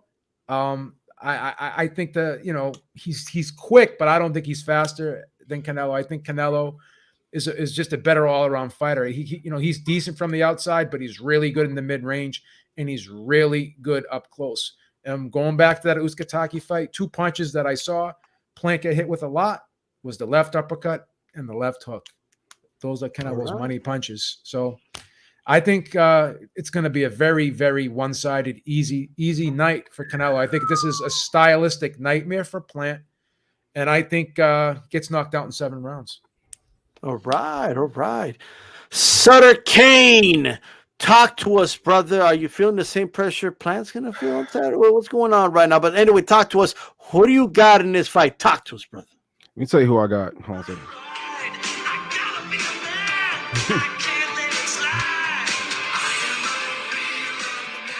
Okay. I'm going with the black man, Caleb Plant. I'm going with the black man. It's got the sauce. Yep. It's got the sauce. That's exactly who I'm going with. By using Hulk Hogan's intro. You say something. An American black man. I'm going with the black man. If whoever heard G Funky's show last night know what I'm talking about. I'm going with the black man, Caleb Plant. You feel what I'm saying? Majority decision. I personally think Caleb Plant has the skills to beat Canelo, and like Khalek said, he rises to the occasion. I think he's got the determination, all the shit he's been through in his life. I think this means more to him than a lot of things right now. Like, if he can pull this off, I think like his goal of his life at this particular moment has been accomplished. You feel what I'm saying? I truly believe that, man. I truly believe that he doesn't give a fuck about Canelo, and he's going to go in there and put on a boxing clinic for a while. And the reason why I say majority decision, this is the reason why I say majority, because of the Canelo cards and, you know what I'm saying, what we've seen in the past and everything. I mean, if Mayweather can get a draw on a card, then anything can happen in the sport of boxing. But I truly in my heart see Caleb Plant winning this fight, man. Like, I really do, man. Bigger guy, a natural 168, a beast of a jab, got footwork. And I think he just doesn't give a fuck. I think that mentally he's not caught in the hype. Like, you feel what I'm trying to say? And that's like, that's the biggest thing, man, is yourself. If you can convince yourself that you can do it and have the skills that he has to do it, I think he can do it, bro. I really believe that and stuff, yo. And like I said, man, right now on my predictions, I'm undefeated. So I really believe Caleb Plant is going to win this thing majority decision. And we're going to be singing I'm a Real American after the fight. Like I said, I'm undefeated on YouTube picking fights. He's been on YouTube 1 week. Like picking one fights. Week, you know what I mean? Undefeated right now. Tell you what. Undefeated, all right, hey, undisputed. Ladies and gentlemen, we got one for Caleb Plant. We got one for Caleb Plant, 2 for Canelo. Mario Munguia, talk to us, brother. Talk to us. Who's going to win this fight, bro? Listen, Dan from Inside Boxing Live, I know a lot of y'all know him. You know, he made a lot of great points this week. You know, he puts together, you know, a lot of different looks at the sport and stats. You know, since 2017, Canelo's fought 4 opponents taller than 6 foot. You know, he's edging guys 648 to 322 in total connects, 50% power connect rate. Like, all of that to say this, Canelo's been there. And I'm going to sound like the casual fan for a second because, you know, y'all got the intelligence all across the land, you know, all across the panel. So I'm going to be the casual fan for a second and say that there is such a thing as experience at the highest level where it can get to you. Does Caleb Plant have enough experience in the bag to be ready for anything that comes at him Saturday? I'm not going to sit here and say yes or no. All I'm going to say is that with Canelo, that's not a question. He's seen the biggest lights. He's seen the brightest lights. He's been in situations where he's had to tough it out. You know, against Cotto, I know that was a long time ago, Jose Cotto. You know, he took a lot of shots. He's eaten shots. He's been in dangerous situations. All of that goes towards why he is as good as he is today. I think this is his fight to lose, in the sense that I don't think that there's going to be anything that Caleb Plant can do to gain the momentum or to take this fight away. If there's a chance that Caleb Plant has, it's going to be off the back of Canelo mistakes. And so I do agree with Cal, though. I think it's going to be a very good fight for 3-4 rounds, possibly. Here's the thing. I want to just say Canelo wins and pass it off. The problem is that There are so many people that give Plant zero chance. And, Mike Tyson had his, people on, and he was like, oh, you're going to go to your friend's funeral. And I know he said that candor. I know that's hyperbole. But at the end of the day, that's from Mike Tyson saying that basically he doesn't have a chance, essentially saying that the only chance he has is the, old fable that anything can happen in boxing. I think Caleb's better than that. I think that this is a very important fight. Again, I agree with Cal, who said, this is the biggest fight or the toughest fight since Triple G2. And we need to give the credit to Canelo when and if he wins this fight. You cannot look at Plant as some sort of, guy who's not ready or just never was there. This is big. Undisputed is a thing, and it exists, and it's real, and it's comparable, and it's probably the only real accomplishment in boxing that supersedes the 4, 5, 6 titles sometimes in a given division. Yes, most definitely. Thanks so much for that, brother. By the way, High and Low Sportatorium, where boxing is spoken with style. Hey, I appreciate that support, brother. Much appreciated. Also, Alexis LL, hashtag HCP. Shout out to you. Much appreciated for the support. Maestro, who's going to win this fight? So far, we're 3-1 in favor of Canelo. Are you going to pick Plant? First thing I got to say is I called Joe Habib yesterday and I said, listen, if I put 10 grand down on Canelo, how much can I get back? You see, I'm really over budget on the home renovation project, and I'm trying to recoup that right now. And those were what Joe told me were slim pickings. I mean, that's how wide this thing is, right? For anybody that wants to take Caleb Plant in this fight, D-Style, set up the escrow. I'll wire you $5 grand, and we could just go $5 grand for $5 grand. And I'll take that on anybody here in the chat. That's no cap.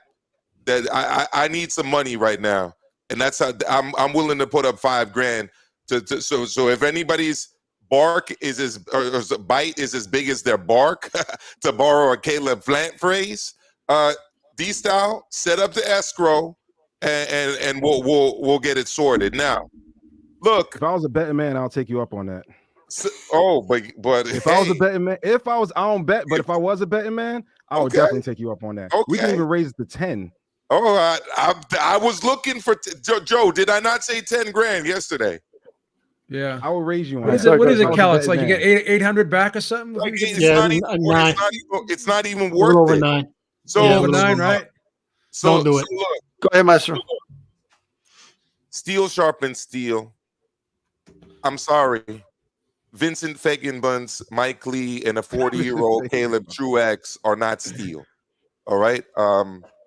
Maybe maybe in somebody's mythical world they're vibranium or something else. Titanium. In the real world, it's corroded, rusting iron at best. No offense. Now, look, this reminds me of something that happened in history, and I'll make the analogy because Caleb Plant he's taken on more than he can handle. He's asked for something that he doesn't know quite what he's gotten himself into. And I'm going to take it back to the 70s for those of you who are into Latin American and Caribbean history. President Johnson overthrew a social democratic government in the Dominican Republic. It got replaced by dictatorship. Balaguer was the president, and he essentially kidnapped a bunch of Cuban fishermen and was trying to keep them ransom. What did this man up here do? You could look into that. That's the original HCP right there. Okay. He said, whoa, you won't want to give us our fishermen back? Okay. I'm about to fly 12 MiGs over your damn city at supersonic speed. Look up Operation Pico. And immediately that government and that dictator wilted away, and those fishermen were promptly returned to Cuba. That's Caleb Plant. He's going to wilter away. He doesn't know what he's gotten himself into. That's hard. He's taking on an HCP. He ain't ready for this. He ain't ready for the 12 MiGs flying at supersonic speed over Santo Domingo to get those fishermen back. He ain't ready for it. And he's about to find out real quick that there are levels to this. And Canelo is at that level. Notice where my hand is. He's at that level when it comes to boxing. Wow. Hey, by the way, Pablo and Magdalena, Canelo is here to conquer in less than a year. Shout out to you. Much appreciated. G-Funky, talk to us, brother. It looks like, you know, maybe I know you're the underdog guy, you know what I mean? You love the underdog and you pick the underdogs, you know what I mean? Are you going to join Sutter King with picking the underdog? Bro, because we're gonna be high-fiving each other after the fight. Yes, I mean, you're right, D-Style. I have picked a lot of underdogs over the last year, and I've hit a majority of them. Not all of them, but a majority of them. But I'm just not getting that feeling here. I'll just say this, man. You know, Plant looks good against the guys like the Porky Medinas, the Usyk, the Mike Lees, the Figgin Butts, the Truaxes. And that's fine. You know, he's beating these guys that they put in front of him. But I said this on Tuesday's show. Strength of schedule matters, man. It just does. And he's going to have to be something that we have not seen him be in the ring. And that's an unknown. That's a question that we don't have an answer to. And I mean, if he shows up, that's great. But I don't know, man. I can't put a lot of faith in a guy that I have not seen tested yet. You know, I just can't.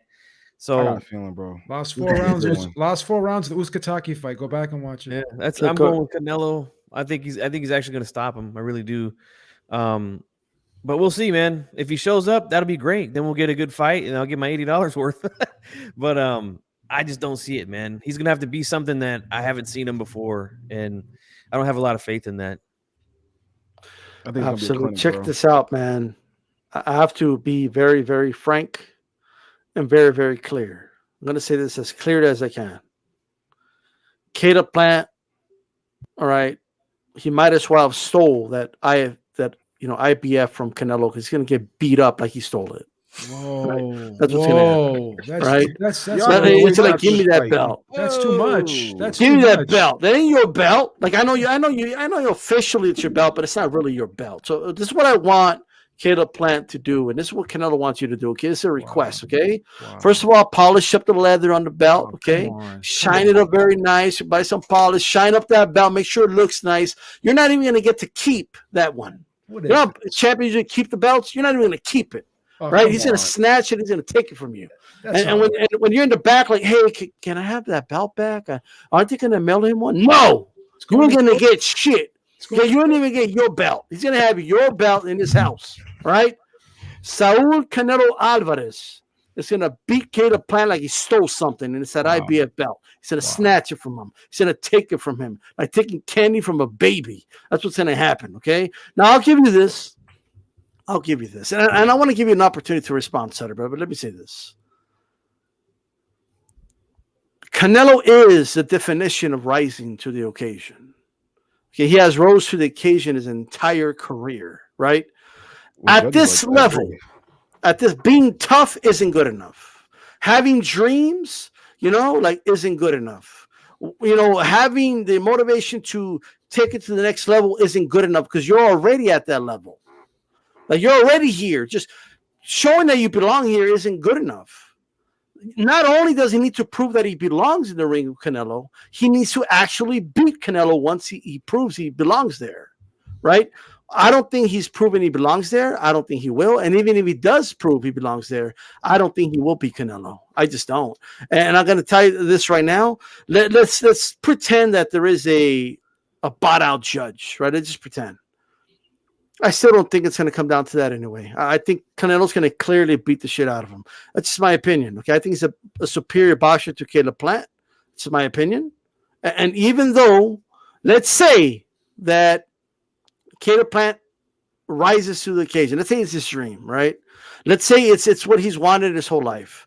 I'm sure Charles Barkley dreamed of being an NBA champion, but there was a guy called Jordan that didn't let him do it. Okay, I'm sure Karl Malone wanted to be an NBA champion.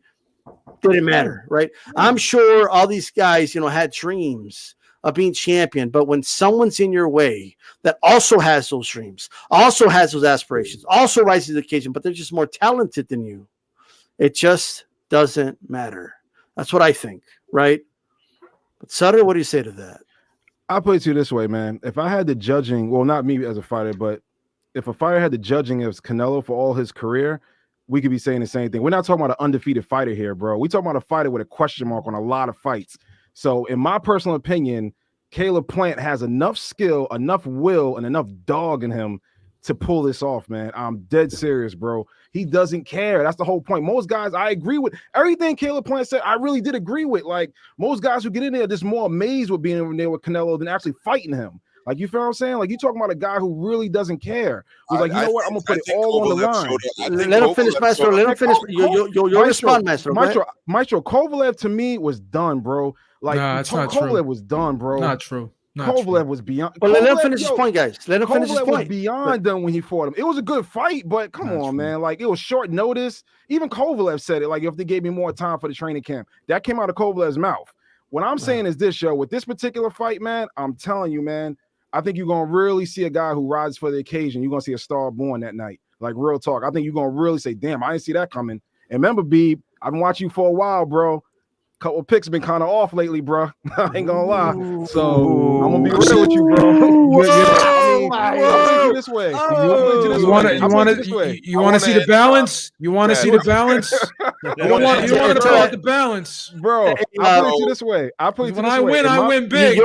Hold on, guys. Sutter, finish your point, then I'm gonna go with Maestro. Go ahead. I'm pretty saying like this for B, Maestro, everybody, yo. I really truly believe in my heart you're gonna see a star born with this Caleb Plant situation, bro. I really, truly do, man. I'm dead serious on this one. Whoa. Come on, man. You know what I'm talking about. Go ahead, Maestro. People are delusional about Caleb Plant. So, like, all of a sudden, because he has a half black wife, he's a black man. Okay, well, that doesn't make a lot of sense. I wasn't even talking about the black wife or nothing like that. I wasn't talking about none of that. Go ahead, Maestro. Go ahead. I wasn't talking about none of that. I'm not talking about you. I'm talking about the people that said, oh, well, you know, the only thing white about Caleb Plant is his skin color. Those are agenda-based channels. That's essentially what makes you white. Duh. He's not a black man. He's not a quote unquote slick African American boxer. Nor is he up to the level of a slick black Cuban boxer like Lara. And guess what? This is a guy that was getting two-pieced by a 40-year-old Caleb Truax. God, what is going to happen to this guy against Canelo? Bro, I'm going with the black man. Please. I hope that Las Vegas. He's gonna show you how black he is that night. The best medical care that can be provided to Caleb Plant, because I do want him to go home to his family and to live a very good life afterwards. But he's getting off so much more than he can chew. This is not Mike Lee.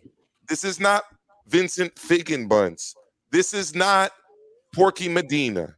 This is not Usyk, who, by the way, was giving him the fucking business in the later half of that fight. And this is not a 40-year-old Caleb Truax. Check out my video. I put it up there on my channel. Okay, You Ain't a Killer. You know, I put up the highlights of that fight to the Big Pun song. He ain't no killer. He's getting touched up by a 40-year-old, and he's about to get crumpled and folded and sent out of the ring in a horizontal position, courtesy of Canelo Alvarez. That's what is happening on Saturday. All right, hold on. Let me just say this really quick. You know what, Sutter? Yeah, you're right. Plant's gonna win. The hearts and minds. Bro, let me tell you something. You know what I mean? That's what he's going to win. After Caleb Plant beats Canelo and goes home with his beautiful half-black wife, I'm going to wait for Maestro. I'm going to make sure after the fight to find you and say, okay, bro, like, I'm telling you, man. I'm telling you. I can understand we talking about like Mayweather or somebody. We're gonna do, because we're gonna stay on topic anyway, so you guys can elaborate more here. But let's go to this next topic, because I think it hits at the heart of everything. Okay, so here's the question, and the question goes out to the chat as well. I want to know what you guys think. All right. By the way, hit my like button, share the video. All right, and I appreciate everyone that's listening right now. By the way, Canelo winning or Plant winning. Now, I'm going to say this. If any of you say, I don't know, or I don't care, I'm just going to say, okay, I'm going to skip you. I want an answer. I'm just going to let you guys know right now. You have to pick one. Canelo winning or Plant winning. Which one would be better for the sport of boxing? However you want to define that, it's up to you, okay? But which would be better? An upset by Caleb Plant to shake things up? Or, a win by Canelo so he can continue his legacy with all things considered, okay? Calix, we'll start with you again. Which was better for boxing, in your opinion? Well, can I give a 30-second on the last topic we were talking about? Yeah, go ahead. Just to piggyback over what Sutter was saying, Rocky Fielding, Billy Joe Saunders, Yildirim, these guys looked in awe of Canelo. There's a certain line that you cross when you say certain stuff. So when you start to say that guys are on steroids and they're cheaters and stuff, there's a line that you cross.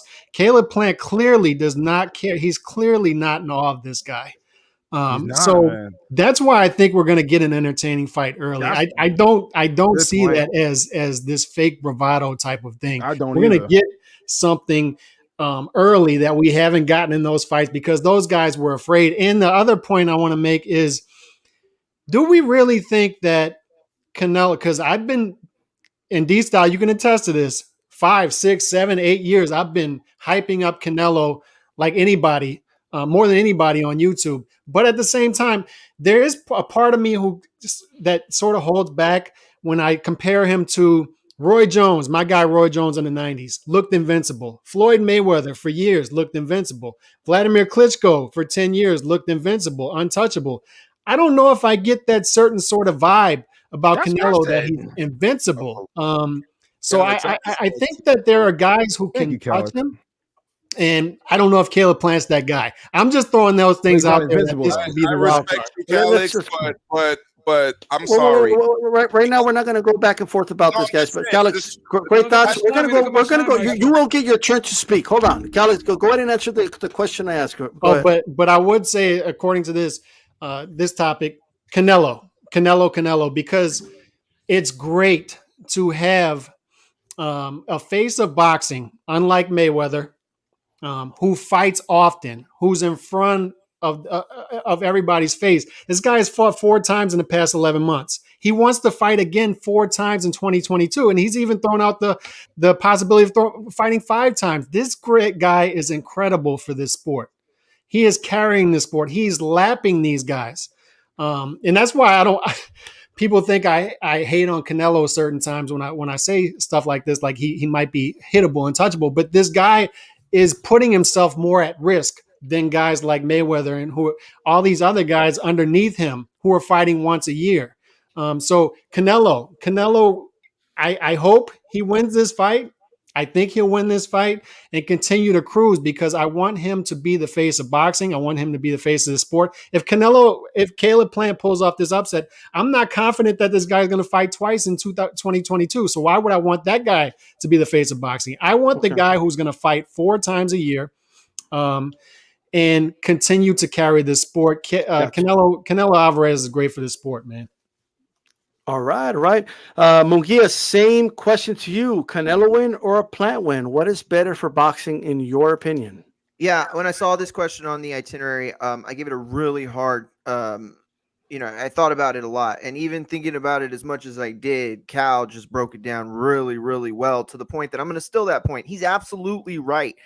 This is more important for Canelo to win. And I'm not saying that, boxing is derailed if Caleb Plant wins. Not at all. I'm just saying that it's better because of these reasons. Number one, he's setting a new precedent for fighters at the top of the sport to be fighting more often.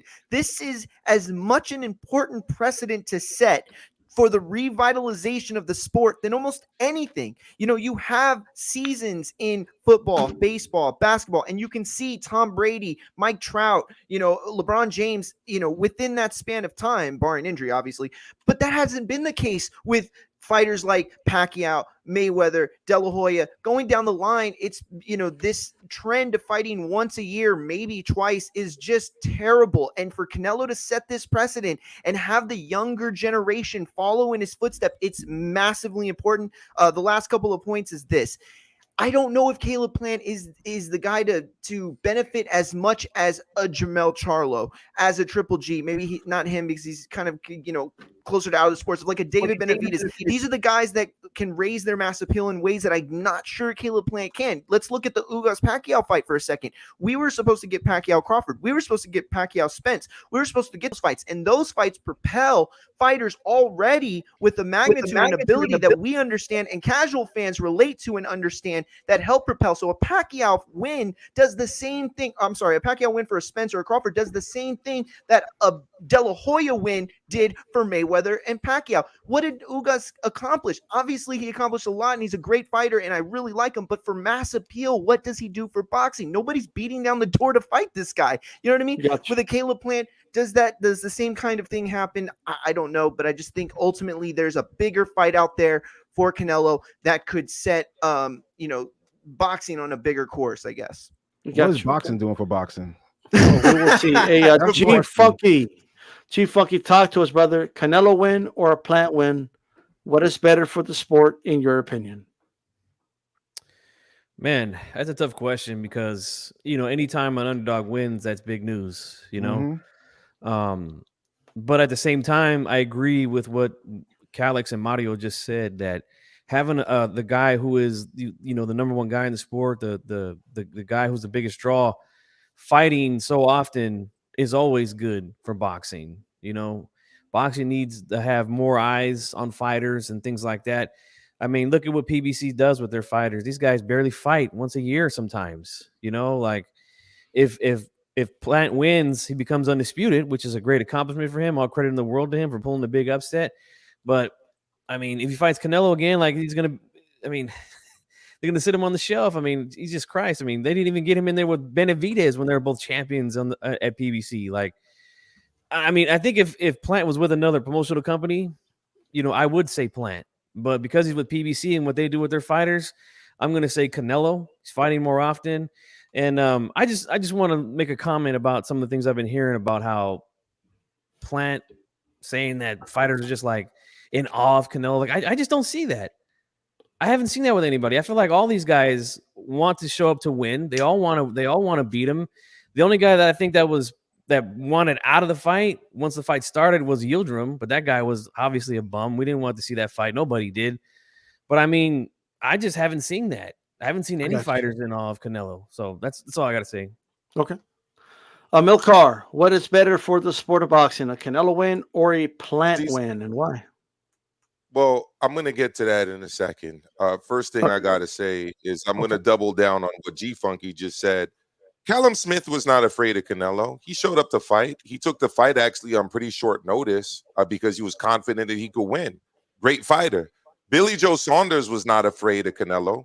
He fought to win, which is why he was in a position to get his orbital bone broken the way it was. I don't buy into the narrative that Caleb Plant is spreading, that, oh, these guys show up, they're just ready to lay down and give up their titles, and people just show up to lose to Canelo for the payday. That's not a real thing. So that's number one. Number two, and I'm going to get to the topic now. I saw this. I'm like, yo, where the hell is D-Style going with this? Okay, well, how could it be bad for boxing if Canelo wins? Well, we don't want paraplegics. We don't want any more deaths in the sport. So that aspect of it, we don't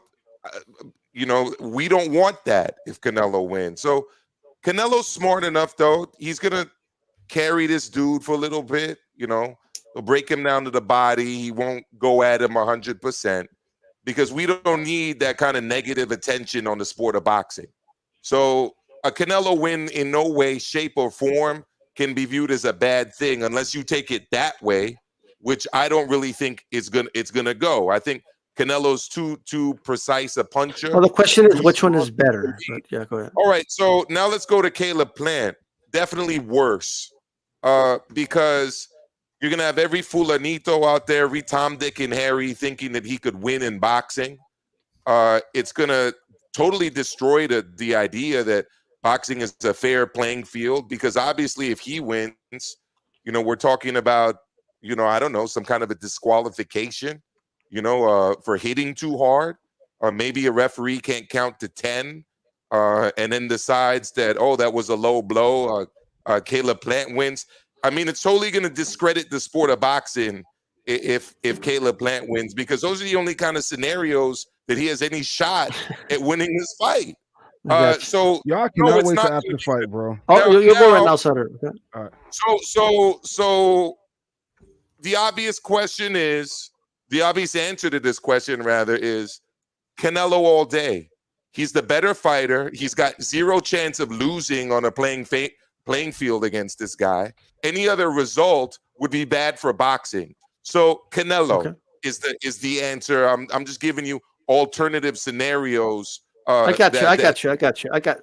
We're limited time right now. So Sutter Kane, talk to us, brother. In your opinion, what would be better for the sport of boxing, a Canelo win or a Caleb Plant win? In my opinion, Caleb Plant win. A Caleb Plant will be hands down better, in my personal opinion.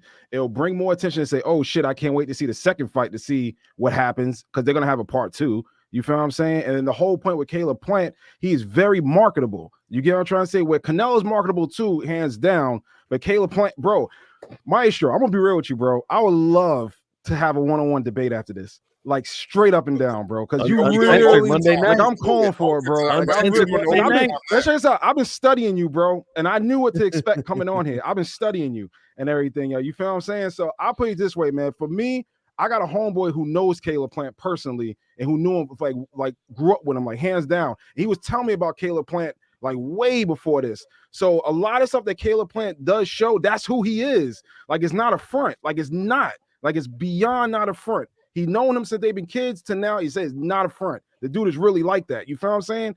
But what I'm trying to say is this, yo. I personally think it'll bring more excitement for a rematch and maybe even a trilogy. You feel what I'm saying? Because right now, I mean, you kind of know what to expect with a lot of Canelo fights. With this particular one, like I said, man, and then D-Styles can tell you, I was going to stay out of this one at first. I was going to completely stay out. But then I thought about it, and I said, nah, man. I said, Plant got this one, bro. Like, Plant, that jab is like he got it, bro. So that's just my take on it. You feel what I'm saying? But Maestro, I definitely want to debate you after this fight, and whatever topic we want to roll with. I'm game, because I've been wanting this. All right. Stand on and your square, Joe, bro. Stand on your square. Joe Habib. Joe Habib, the question goes to you, brother. Canelo win or Plant win? What is better for boxing, in your opinion? I think if Plant wins, it's better because it's a huge upset. And there's going to be a rematch. I agree with Sutter 110%. Nobody loves the upset more than Mario. You know who picks the underdog 90% of the time, right? I love upsets. You think I've loved being wrong with Usyk. As long as I don't bet on the fight, I don't mind being wrong. You know what I mean? If I bet on the fight, then I get a little pissed when I'm wrong because I'm losing money. But I think it would be because you could have a rematch, and then this fight that's not really big in terms of competitiveness in people's minds, the rematch would be huge. Just, you know, so I think it would be I think it would be fun if Caleb Plant won. From a marketing standpoint, it would be really damn big. Shout out to Mike TOH. Great shopping by all here. I think the fight is more competitive and tougher than most people expected. Are expecting. Thank you so much. Abib, did you finish your point? Yeah, I did. I don't want to take too much time. Go ahead. All right, no problem. All right, guys. Here's what I'll say. Now, first, Maestro, of course, if Plant wins by disqualification, that would be bad for the sport. But the hypothetical is, if he wins clean, would that be would that be good for boxing? That's what the I know you don't think that could happen, but you didn't think Loma could beat, would lose to Theo either. So we're not always right? So we got to take the hypothetical for what it is. Hold on, we got to take the hypothetical for what it is, brother. We can't say that's not possible. You got to consider it. Like, if it were to happen, what would the consequences of that be? That's just my opinion. Okay, but me, even though I don't think either is bad, a big upset by Plant would be, I think, a great thing, because I do agree it would be a rematch and all that. But I will say this, overall, to answer my own question, I think a Canelo win would be the best thing, and I will echo what Khalek said, because he's gonna be more active, and I think it'll set the stage for fighters in the future overall. That's how I personally feel about it. All right, what we're gonna do now is go ahead and go around really quick for final thoughts. Calix, give us your final thoughts, brother. Anything lingering really quick, and let everybody know where they can find you. Let me unmute myself. Final thoughts, Calix Boxing 2.0. Catch me there.